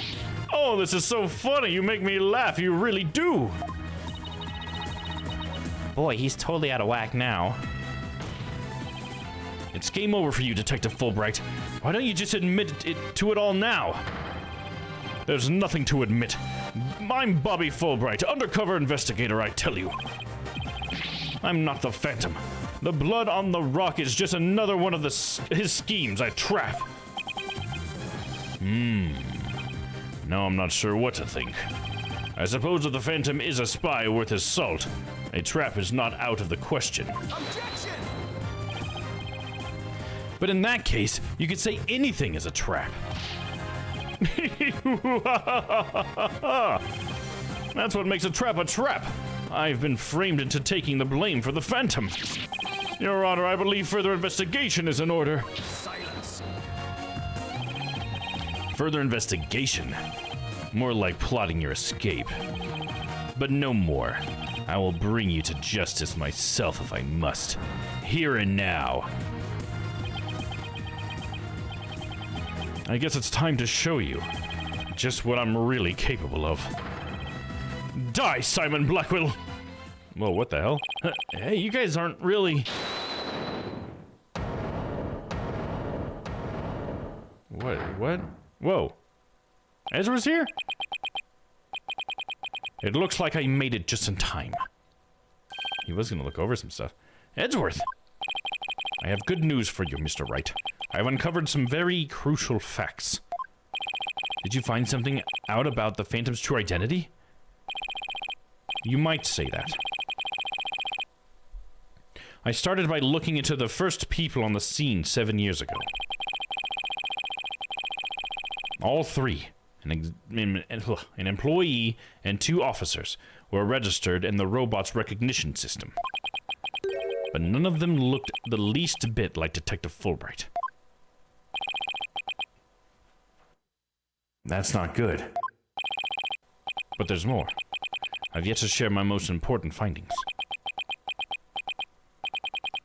Mr. Wright, Prosecutor Blackwell, you'd best brace yourselves. Uh-oh.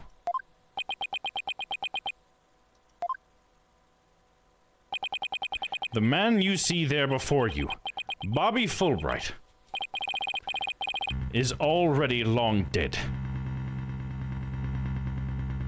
Whoa. Wow. I am your father. Wait, wrong. Huh? What's that supposed to mean? An unidentified body that was found a year ago has now been proven to possess Bobby Fulbright's fingerprints. Then does this mean...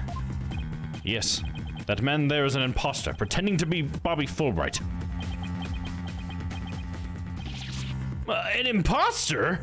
I wish I had the sound from Among Us. Or I guess I have this one. Diddlin'. It's a little quiet. And then this man. Who in the world is he? Yeah, who the hell are you, dude? It's an imposter. I'd like some imposter.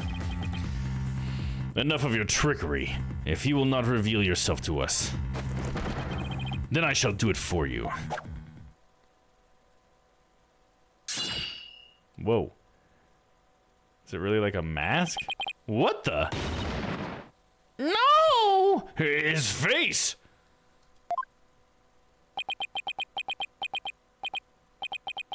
Ah. Look what you did to my mask. Mask? What is the meaning of this, witness? Okay, you've got me. I guess I have to show you who I really am now.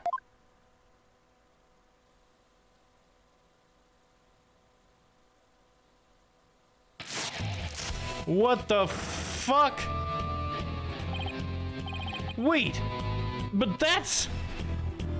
What the fuck, dude? Oh my god, dude. Oh my god, dude. Yeah, that's the best one, Noah. That's the emo for that. What the... It was Starbuck the whole time? He was the murderer? Dude, what the fuck?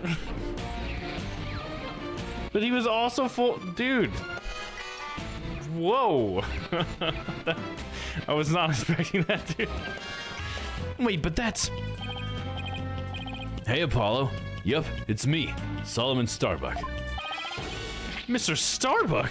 But that can't be right. You can't really be the Phantom, can you? Silence.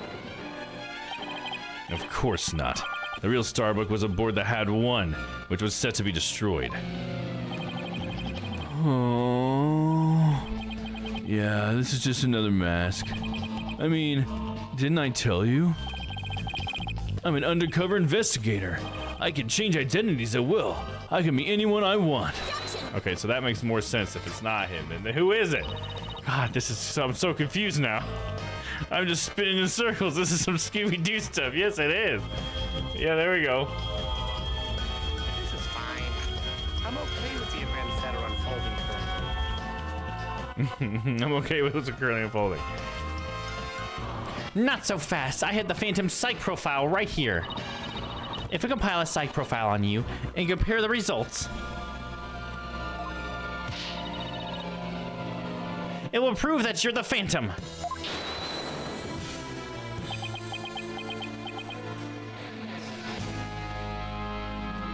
Sorry, I was distracted there. What's it gonna do now? It's time for me to show you the real meaning of the phrase, the ends justifies the means. Oh no, is it gonna be Aristotle means? That voice, those words. Oh my god, it's arrested all means! I cannot accept such evidence here, Miss Sykes. I don't remember the voice I used for him. But Professor Means! Mask? I'll take that you want any means. Wait, I'll take what I want by any means necessary. Now, give me that evidence. Huh?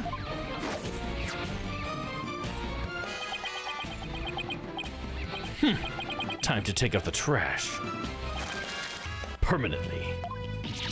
How could you? We got backups, dude.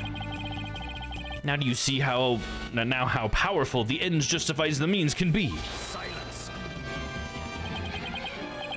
How pathetic. You can't even speak without wearing another man's face. Ah, but that's the life of an undercover agent for you. My real face has no meaning or value to me at all. Or perhaps it is really the case that you don't even know who you are anymore.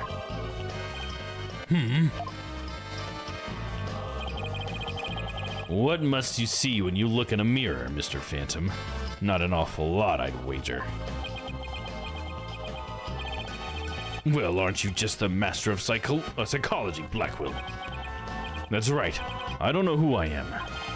I am always living as someone else for my assignments. I don't remember what my face looks like. Or even what my personality was like.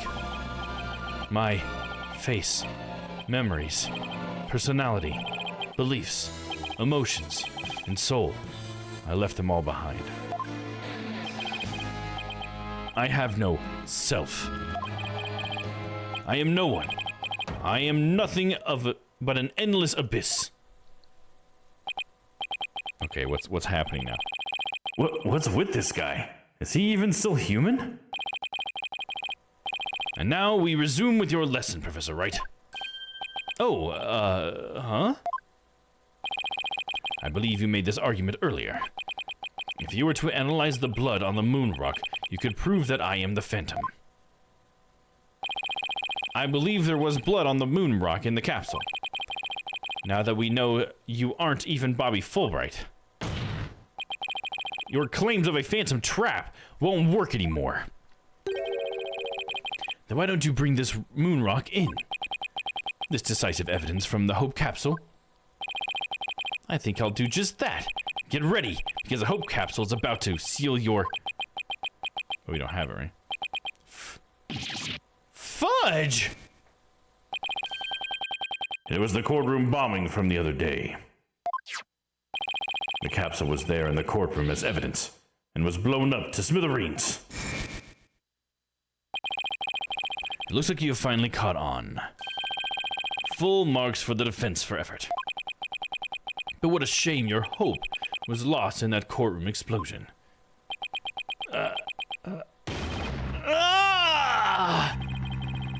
So that's the real reason that this courtroom was blown up. It was all for the Phantom to destroy that one piece of evidence. I can't believe it. Have we really reached a dead end after coming all this way?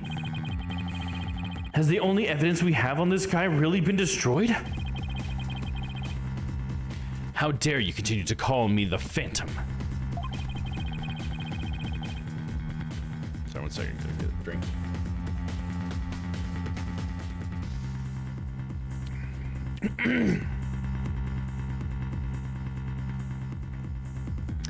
As I said all along, I'm just a nameless undercover agent.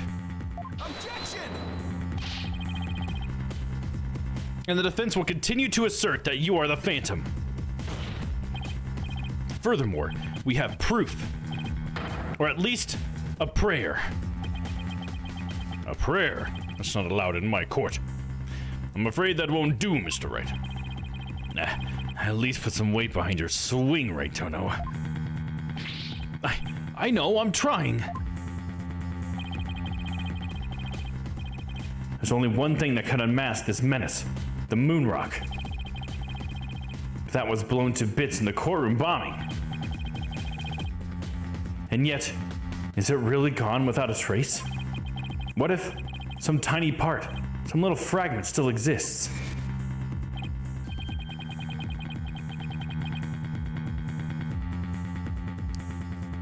Yes, and you can see the stolen moon rock there too. That strange black and yellow thing on the left side of the picture? Very well, Mr. Wright. Let's see your proof. What evidence will finally prove the Phantom's identity? I mean, if we're talking about a small piece of the moon rock, it would be the earring, right? The earring that Dr. Seitz gave to Athena. The stone was cut from a real moon rock that was being used for research, right? Yeah. Just gonna double check, because I want to get through this. Don't want it to last too long.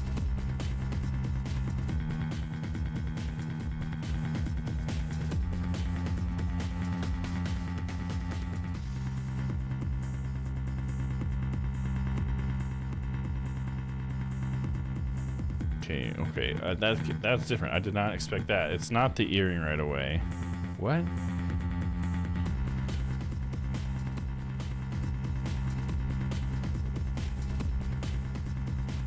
Presented any blown to bits in the courtroom bombing, or was it present the bomb? Examine a photo of the remains. Evidence will finally prove the Phantom's identity. We're supposed to pick the bomb here? Okay, hold on. I'm gonna save. That seems weird.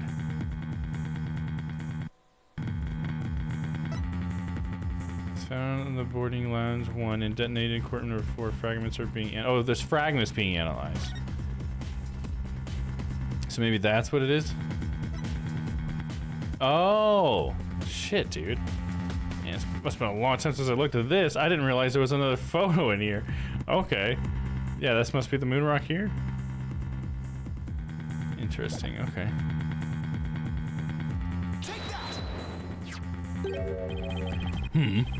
Isn't that the bomb they blew up in the courtroom? And the moon rock along with it?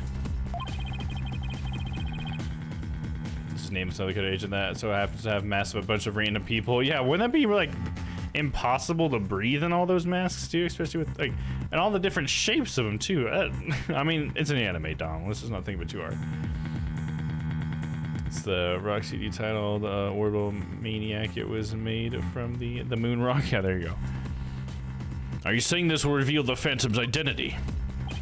Yes, Your Honor. Focus your attention on this photo taken after the bombing, specifically right here.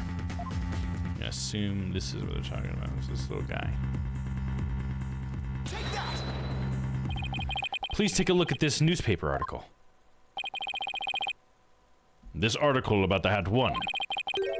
Now please note the strange black and yellow rock there on the left.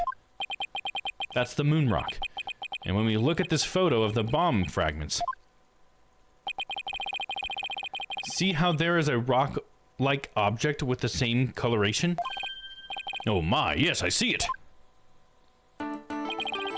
It would seem that the moon rock was much more durable than the Phantom thought.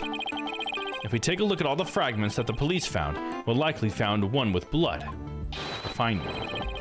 And DNA testing on that blood will prove that the witness is indeed the Phantom. Unbelievable. But that's impossible. A surprise, to be sure. That's one bloody tough rock. Let us have the fragments tested straight away. Oh, and you'll be having a DNA test too. Fool bright. Bailiff, contact the police department immediately and order the testing.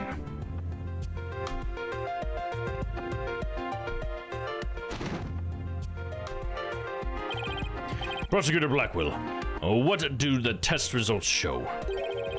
There was a rock fragment that had blood on it that appeared to be several years old. Here we go, what we're looking for. DNA testing revealed. Well, I'm sure you know full well what it revealed. Uh-oh, we're getting him, dude. They confirmed it was the witness's blood, didn't they? There's no use in trying to talk your way out of it anymore. Admit it, you were the Phantom. Objection! Huh? Mr. Wright, did you just raise an objection to yourself? Is that what happened just now?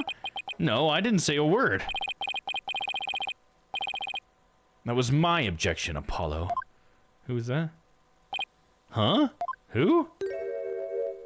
Oh, it was him. And another mask? Oh. That's why. Because he's got a Phoenix mask. Why? It was a pretty good objection, too, don't you think? Now he's me? So, did you have an objection or not, Mr. Wright? Huh? Oh, no, not really, Your Honor. No, not you, Mr. Wright. I mean the witness, Mr. Wright. Now you're just confusing me. Could this trial get any more insane? Mr. Wright, this fragment of rock in the photograph and those just like it. How can you be sure they were pieces of the same rock that was at the that was at the robotics lab? The rock and then robotics. Care to explain what you mean? Well, there may have been a rock or two in the courtroom that had my blood on it. But how do you know they are not just rocks? You can't prove that they're the moon rock, right? Objection! Don't be absurd.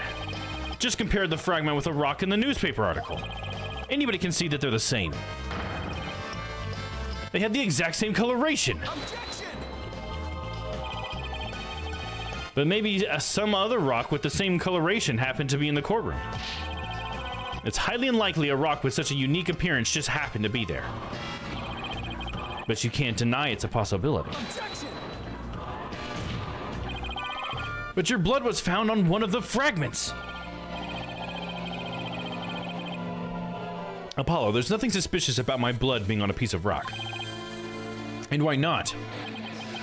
I know it sounds like an excuse, but several years ago, I tripped and fell in this very courtroom and was hurt pretty badly. Maybe that's why my blood is found and onto a piece of rubble. Wait, maybe that's how my blood found its way onto a piece of rubble. Even he must realize how ridiculous that sounds. And yet, I suppose it's not completely out of the question. I see you're starting to sweat, Mr. Wright. I thought that the worst of times are when lawyers are supposed to force their biggest smiles. You're the last person I want to hear that from. Well, then why don't we get those fragments analyzed? We could ask an expert to verify if they were from the moon rock in the robotics lab or not. I'm sorry, but I'm afraid that just isn't going to be possible. And why not?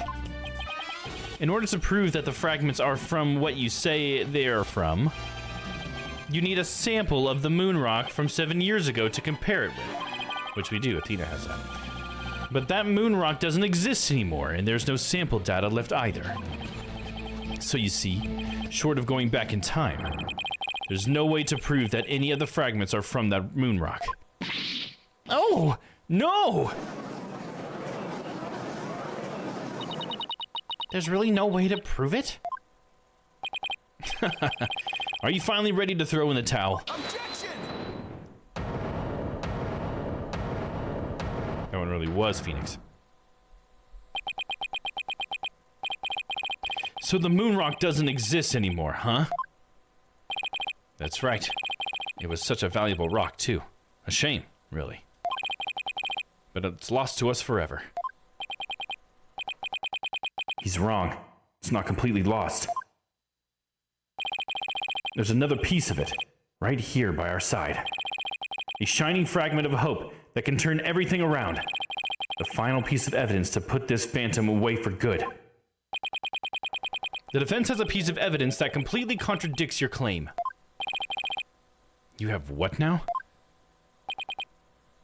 A final fragment of hope that was passed down with great love and care. We do? We do, even if the person holding it hasn't realized it yet. Is it true, Mr. Wright?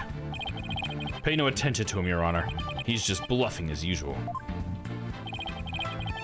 I wonder if you'll be able to force your biggest smile when you see what I've got. Try me. The piece of evidence that shows the original moon rock isn't completely lost is this. Pretty sure that one is the earring.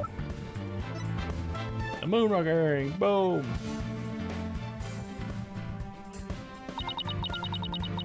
But just about the only things my mother left with me are a widget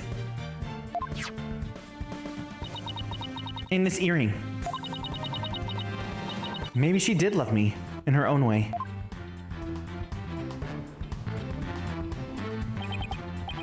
Athena, you may not know it, but your mother left you with a very important piece of evidence. She did? You're bluffing. You don't have anything of the kind. Oh, but we do. Evidence that will finally corner you. Because we have a moon rock of our own. Yeah! Oh! You mean... Exactly. A gift Dr. Sykes left her daughter. An item Athena has cherished and worn all these years. As distant as Dr. Sykes may have seemed to her daughter, that fragment of her love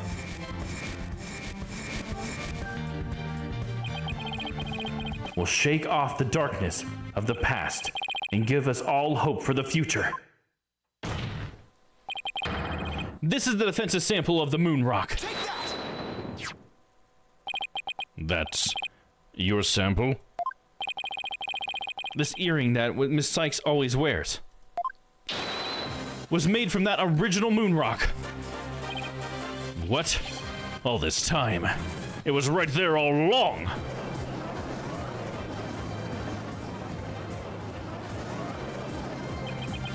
No! It can't be.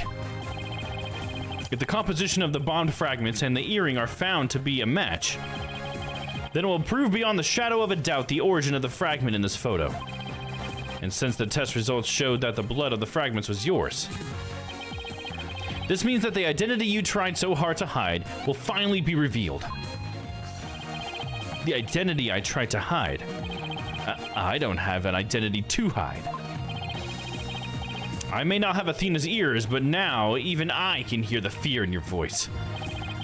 Fear? I don't feel fear. I left all of my emotions behind years ago. Every human being feels fear. You simply can't face the emotions inside you. You can't face them because you have nothing. No love, no trust. And I suppose you do? I didn't have anybody to support me at first either. I couldn't face the fear inside me. Couldn't get over the trauma of my past. Like I said, I don't feel fear. Objection! Then you're just a coward for running away from yourself. When I had my doubts about Miss Sykes, I felt like I would collapse under the weight. But I wanted to trust her. And I knew I could trust Mr. Wright to uncover the truth. That's why I was able to face my suspicions without hesitation. Running away from myself? How can I run away from myself when there's nothing inside? Nothing at all. It's like, I don't feel anything. That's what he's arguing now. Like, that's all we're down to. It's just whether or not he feels anything. I know it's hard for someone as unwilling to trust others as you to understand. But people have emotions. It's just a fact of life. And so, people can be weak at times. So people be weak at times. But that's exactly why people need to trust one another. So they can gain the strength to face themselves when things are at their bleakest. Without trust in others, how can you ever hope to face your fears?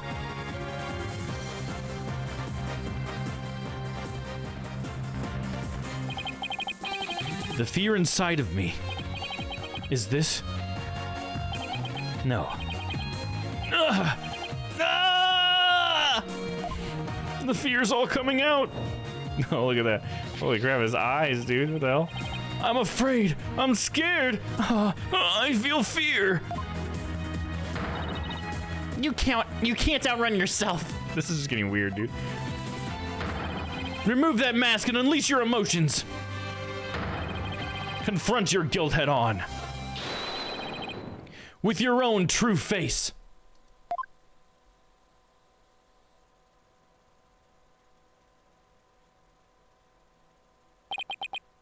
My own true face? No, please don't.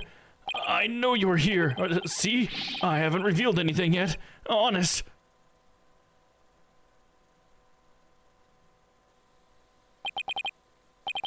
My own true face! I don't have one! My face, my face, my face! He has no face! Now he's Ted Tonate with a helmet on now all of a sudden. And then, okay, he's that guy from a previous one. Is this my face? Is this it? No, that's not it. No! This isn't me either. Is this me? Which one is my face? What am I?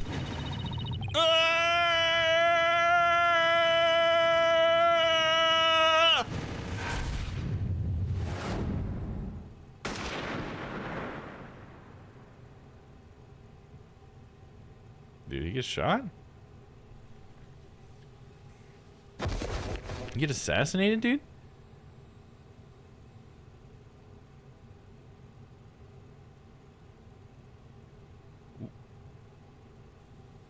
What happened? What happened? That was something, yeah, right? Ugh. A sniper attack in this very courtroom. Chills me to my bones. Wait, what? So he just got shot with a sniper and you're just sitting there? Like not even hiding under the desk, dude? You've hid under the desk for way less than that. But the police are doing everything they can to track down the sniper as we speak. Okay, so this is just like sometime later then, huh? Prosecutor Blackwell, how is Detective Fulbright, I mean his imposter, doing? He's a lucky fellow. The bullet didn't hit any vital organs. He appears to be in no danger of dying. Well, that was fortunate for all of us. The analysis of that final piece of evidence Wright Dono submitted is in.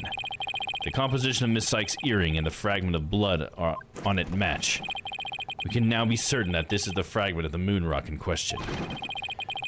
The murders and bombings at the Space Center, both past and present. The bombing of courtroom number 4, and all of the other crimes, as numerous as the stars. Under suspicion of all of these things, the spy known as the Phantom has been incarcerated. The prosecutor's office is now responsible for his well-being. There's still a myriad of things we wish him to tell us about, after all. Thank you, Prosecutor Blackwell. Well, it's time to finally bring this trial to an end. But before I do, will the defendant please return to her proper place? Yes, Your Honor.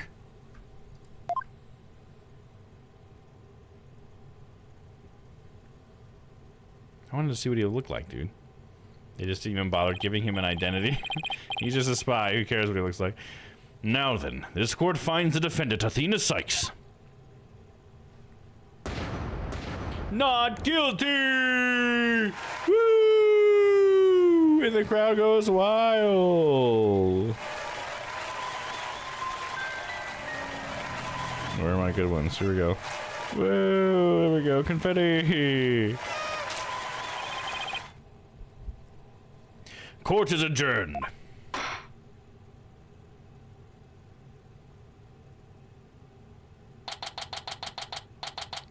December 20th, 9:12 p.m. District Court, Defendant Lobby, number 5. Congratulations, Mr. Nick. Thank you, Pearls. And thank you for being there for Athena.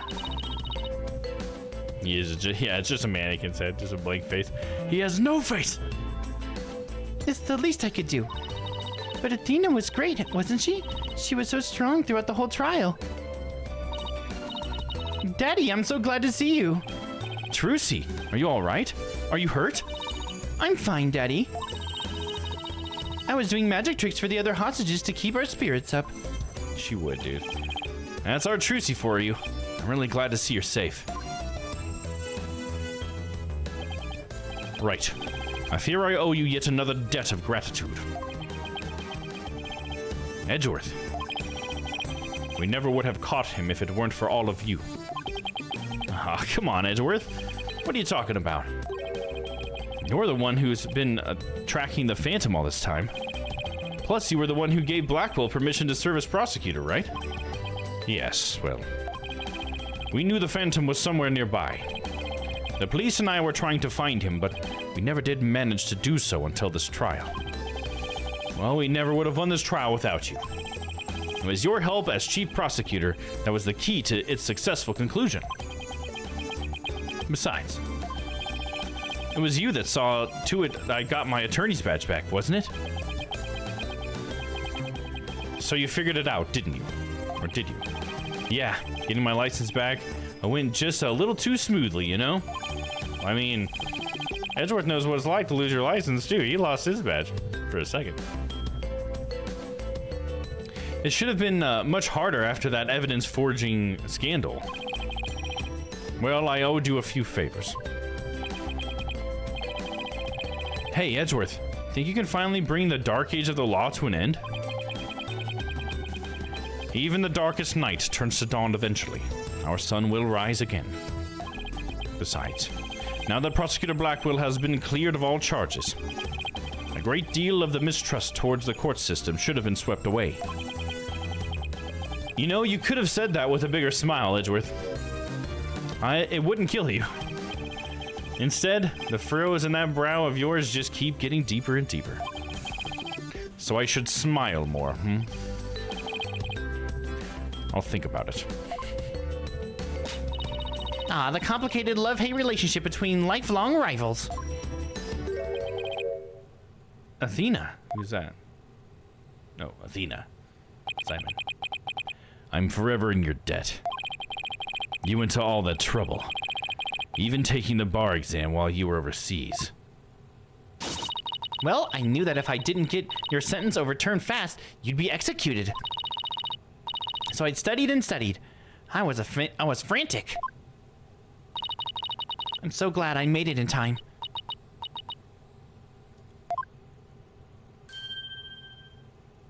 Aww. Just barely. But I still made it. That a girl, Athena. It's good to see you finally let your tears out. Come on, Simon, you can shed a tear, bro. Yes, I survived by the skin of my teeth, thanks to you. Just shame on you, Simon, for trying to throw your life away like that. It was never my intention to just throw my life away. But some things in this world are more important than your own life. Like what? My honor-bound duty to protect with my life. My mentor's most beloved treasure. Huh? That's some loyalty. This guy really is a samurai, through and through. And a weeb. Well, it looks like we can breathe easy now. Apollo, Athena, thank you both. It took all us together to pull it off. You bet, boss. What a team we are, huh? It was definitely the most amazing turnabout I've ever seen. I'm a lucky guy. My office has the best, most capable lawyers around. Thanks, Mr. Wright. I'm going to work extra hard to make up for all the worry I caused. Apollo Justice is fine and ready to go. Let's hear it for the Right Anything Agency. Well, nobody's going to try harder than me, so you'd better watch out, Apollo. Simon is free thanks to Mr. Wright. But there are so many more people out there who need our help. You're right, and I'll be needing you both to help them. We still have a long way to go.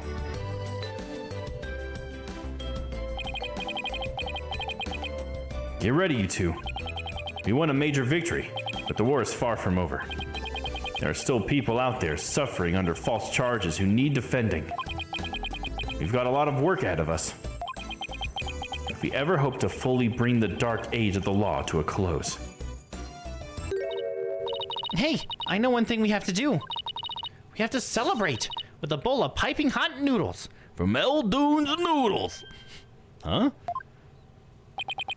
Nothing like a bowl of Eldoon's noodles after a trial. All on Mr. Wright's tab. Wait, you like them now, Apollo? They were too salty for you before, right? That's how it works at the Right Anything Agency. Right, Mr. Wright? Huh? Huh? Come get your noodles. As a boss, it is your duty to express gratitude to your people for their great work. In that case, allow me to join in the festivities. I would greatly welcome a bowl of noodles. Huh? Huh? Huh? I have an idea, Daddy. Why don't you just invite everybody involved in the case? The more the merrier, right? Oh, Mr. Nick, look how far you've come. Who knew you'd grow up to be such a generous gentleman? Yeah, she's so adorable, dude. I like how he just gets signed up for this.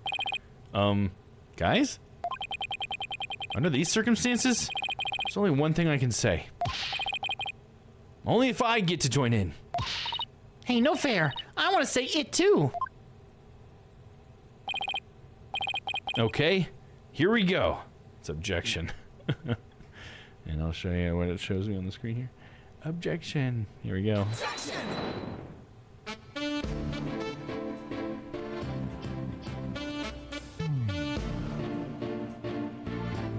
I was trying to think of something nice I could do for Polly now, but so I decided to go around and get a bunch of jobs for him to do. Find a lost cat, install an air conditioner, give a computer lesson, find a lost item. You think I should have found him a few legal cases? No, that's okay. This is the Right Anything Agency after all.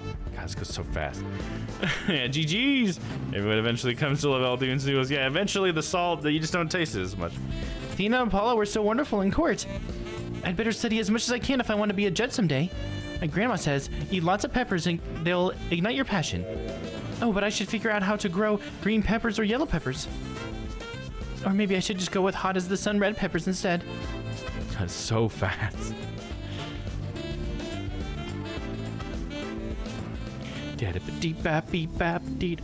like that saxophone. The end of the dark age of the law, you say? Tisk tisk, how naive. Don't you know it's something necessary to get a guilty verdict by any means possible? What? They're putting me under investigation. The chief prosecutor wants to see me. Ah!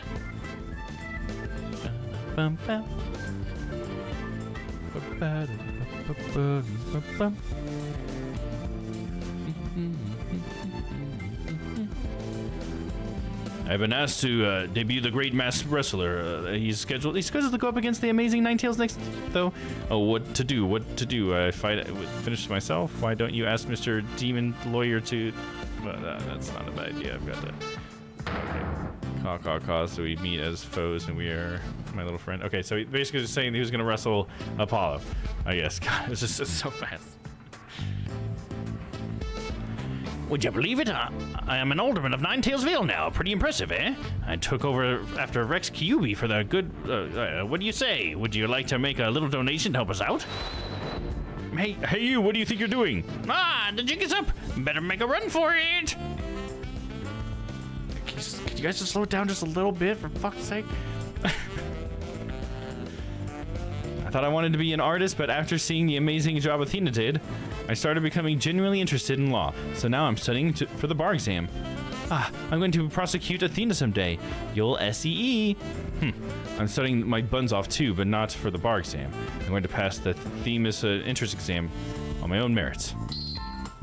With a score of 100 points, of course. Juniper, your dream will live on forever!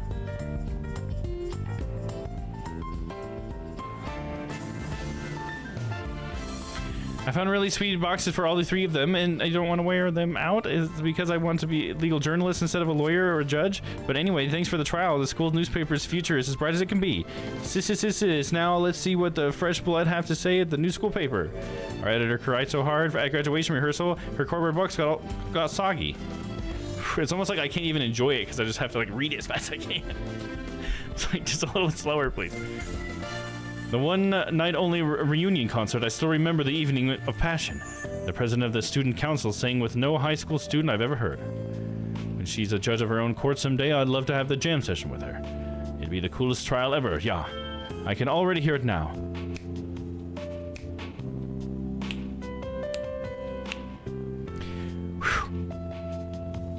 I gave this place a good cleaning from top to bottom, but it's already a mess again. I guess the only thing I can do now is clean up the attitudes of the people in this office. With Mystic Maya due to come here once her training is over, it simply must be done. It'd be cool if Maya was in the DLC case.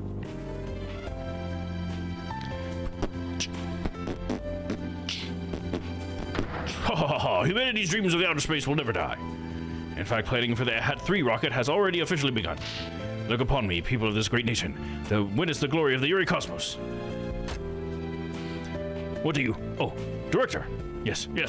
Rocket preparations are fully complete. Yes. You just leave everything to me. Assistant Director Yuri Cosmos. So he got demoted.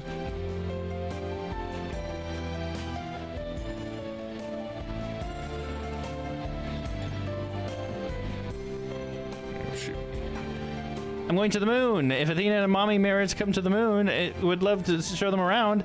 But which is more interesting, Montes Pyrenees or the Mare Tecleonis? You think that it would like either one? Yay, hooray! Oh my god. I wonder how Miss Aura is doing. I'd rather be near Miss Aura than on the moon. Oh, Miss Aura, I just want you to use me again like you always do. Oh my god, dude. I just feel so frantic. Ready for launch? 5, 4, 3, 2, 1. Lift off! Away to the moon for the real this time, for me and Clay! Thanks to my lawyers, I know I should never give up. But I'm worried. You can't breathe in space, and in fact, it's cold as heck. Oh man, now I'm getting really nervous.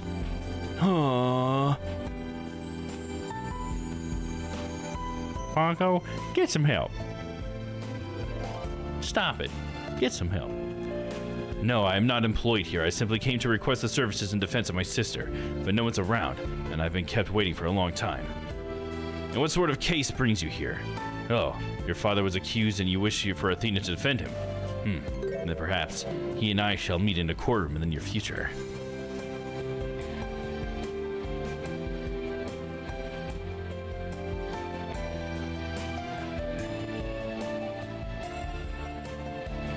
Klonko, yeah, because Klonko wanted to be used or whatever. I look forward to our next, please forgive me! Blackwell's acquittal has brought all manner of ills on the prosecutor's office to light. I would seem that solving the case has thawed the chill of winter into the warmth of spring. Now I owe Wright yet another debt of gratitude, but I will repay him one day. You can trust that. I feel like I get like 75% of the words sometimes.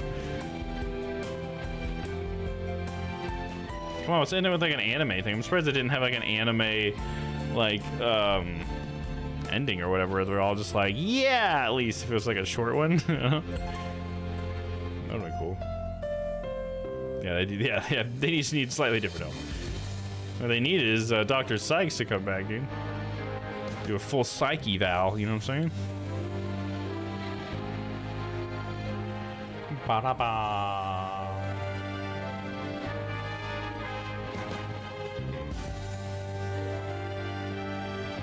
In between animations.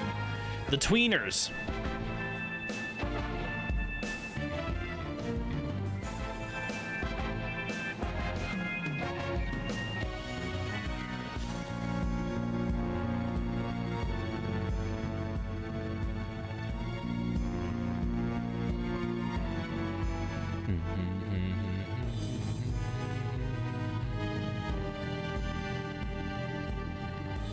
So that was a pretty good case. Pretty crazy. I mean, it was definitely like some twists and turns, but like it being Fulbright was pretty crazy, I guess. But I don't know. I feel like there's been some more mind-blowing stuff in previous games, I guess, if I'm just comparing like the final cases. But no, it definitely threw me for a loop. I didn't see that coming, so that's cool. I do like how the whole thing was tied together too. I always appreciate that. From the very beginning of the game to the very end. That's cool. It's an interesting final trial, yeah. It's very short for like the actual final trial part, but I guess you could kind of lump both parts together and it's like one really big trial. Because they're definitely intertwined, because we start with like Clay being the victim and then we finally find his killer by the end of the second trial. So it's kind of all one thing in a way.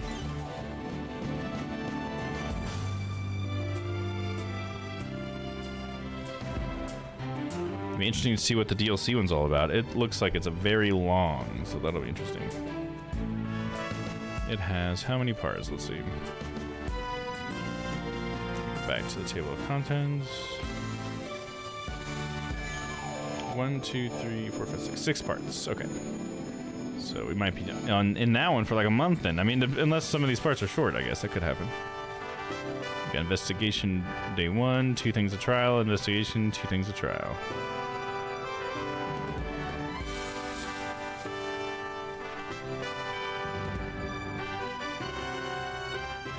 That rip across Fulbright's face was kind of crazy. Oh, nice one to end with there. Boop.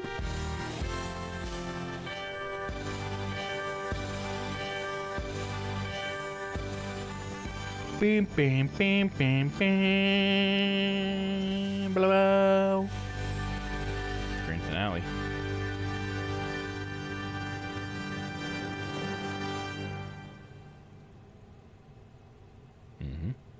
Yeah, a little long. Canonically, the DLC takes place between case 2 and case 3. Okay, right on. Good to know. Oh, sweet. There is a cinematic. Fuck yeah.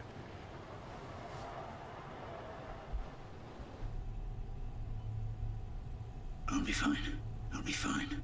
I'll be fine. I'll be fine. T-minus 15 seconds. 10, 9, 8, 7, 6, 5, 4, 3, 2, 1. Liftoff.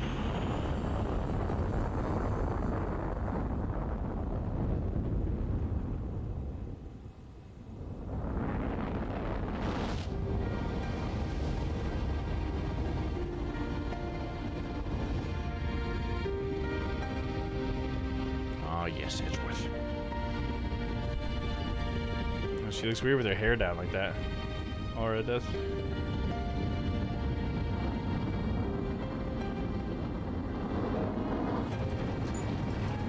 You got this, Starbuck. Mr. Starbuck!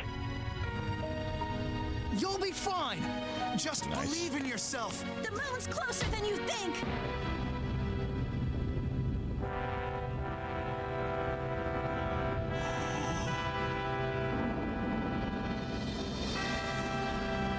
And there it is.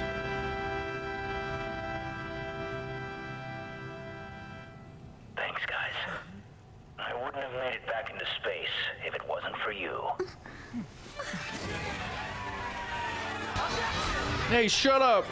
All right. All right.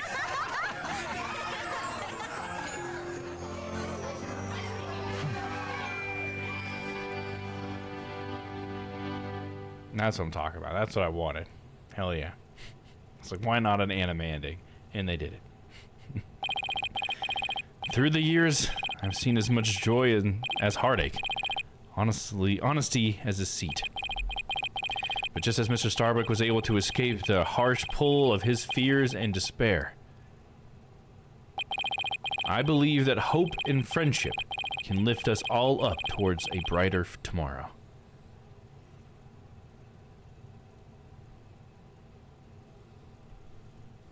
End. There we go. Illustrations and anime cutscenes galleries have been unlocked. Please go to the extras and DLC. See them. Cool, cool, cool. Beady beady beep boop. Beep boop. Friendship! The real not guilty verdict was the friends we made along the way. Does that make sense? It made enough sense. But there we go. I'll try to get the DLC set up for next time. Hopefully I can get it set up easily. I don't know. I'll look it up. We'll see what we gotta do.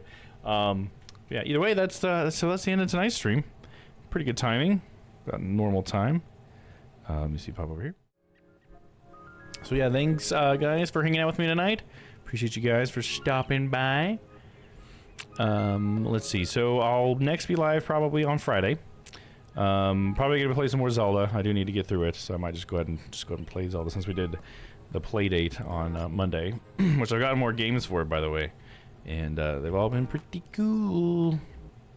But yeah, so we'll probably be playing some Zelda on Friday. Thank you for the awesome stream. Thank you for hanging out, man. I hope your streams today were great. I know I was there for a little bit of the Skyrim, and I hope Wacky Wednesday was also amazing. But yeah, thanks for coming by, guys. Let's see. Do we have anybody we can raid?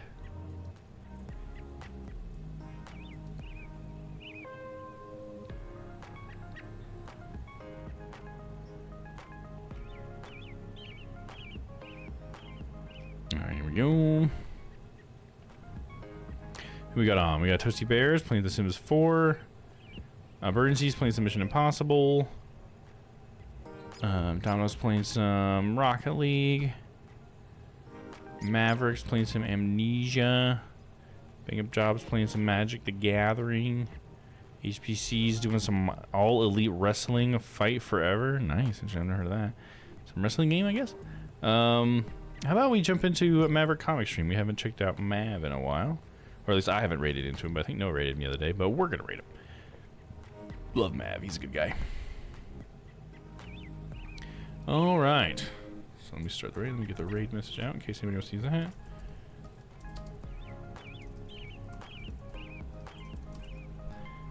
Maverick comic. Make sure I spelled that right.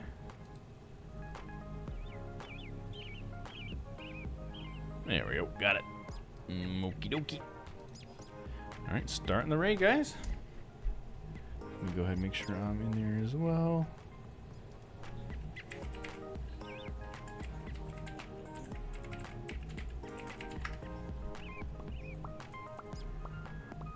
Alright, cool. I'm in here. Alright. We are ready to go. So without further ado, once again, thanks guys for hanging out with me tonight. I appreciate you guys being here. Until I see you next time, stay happy, stay healthy, because I love you. And we'll see you on Friday for some Zelda Tears of the Kingdom.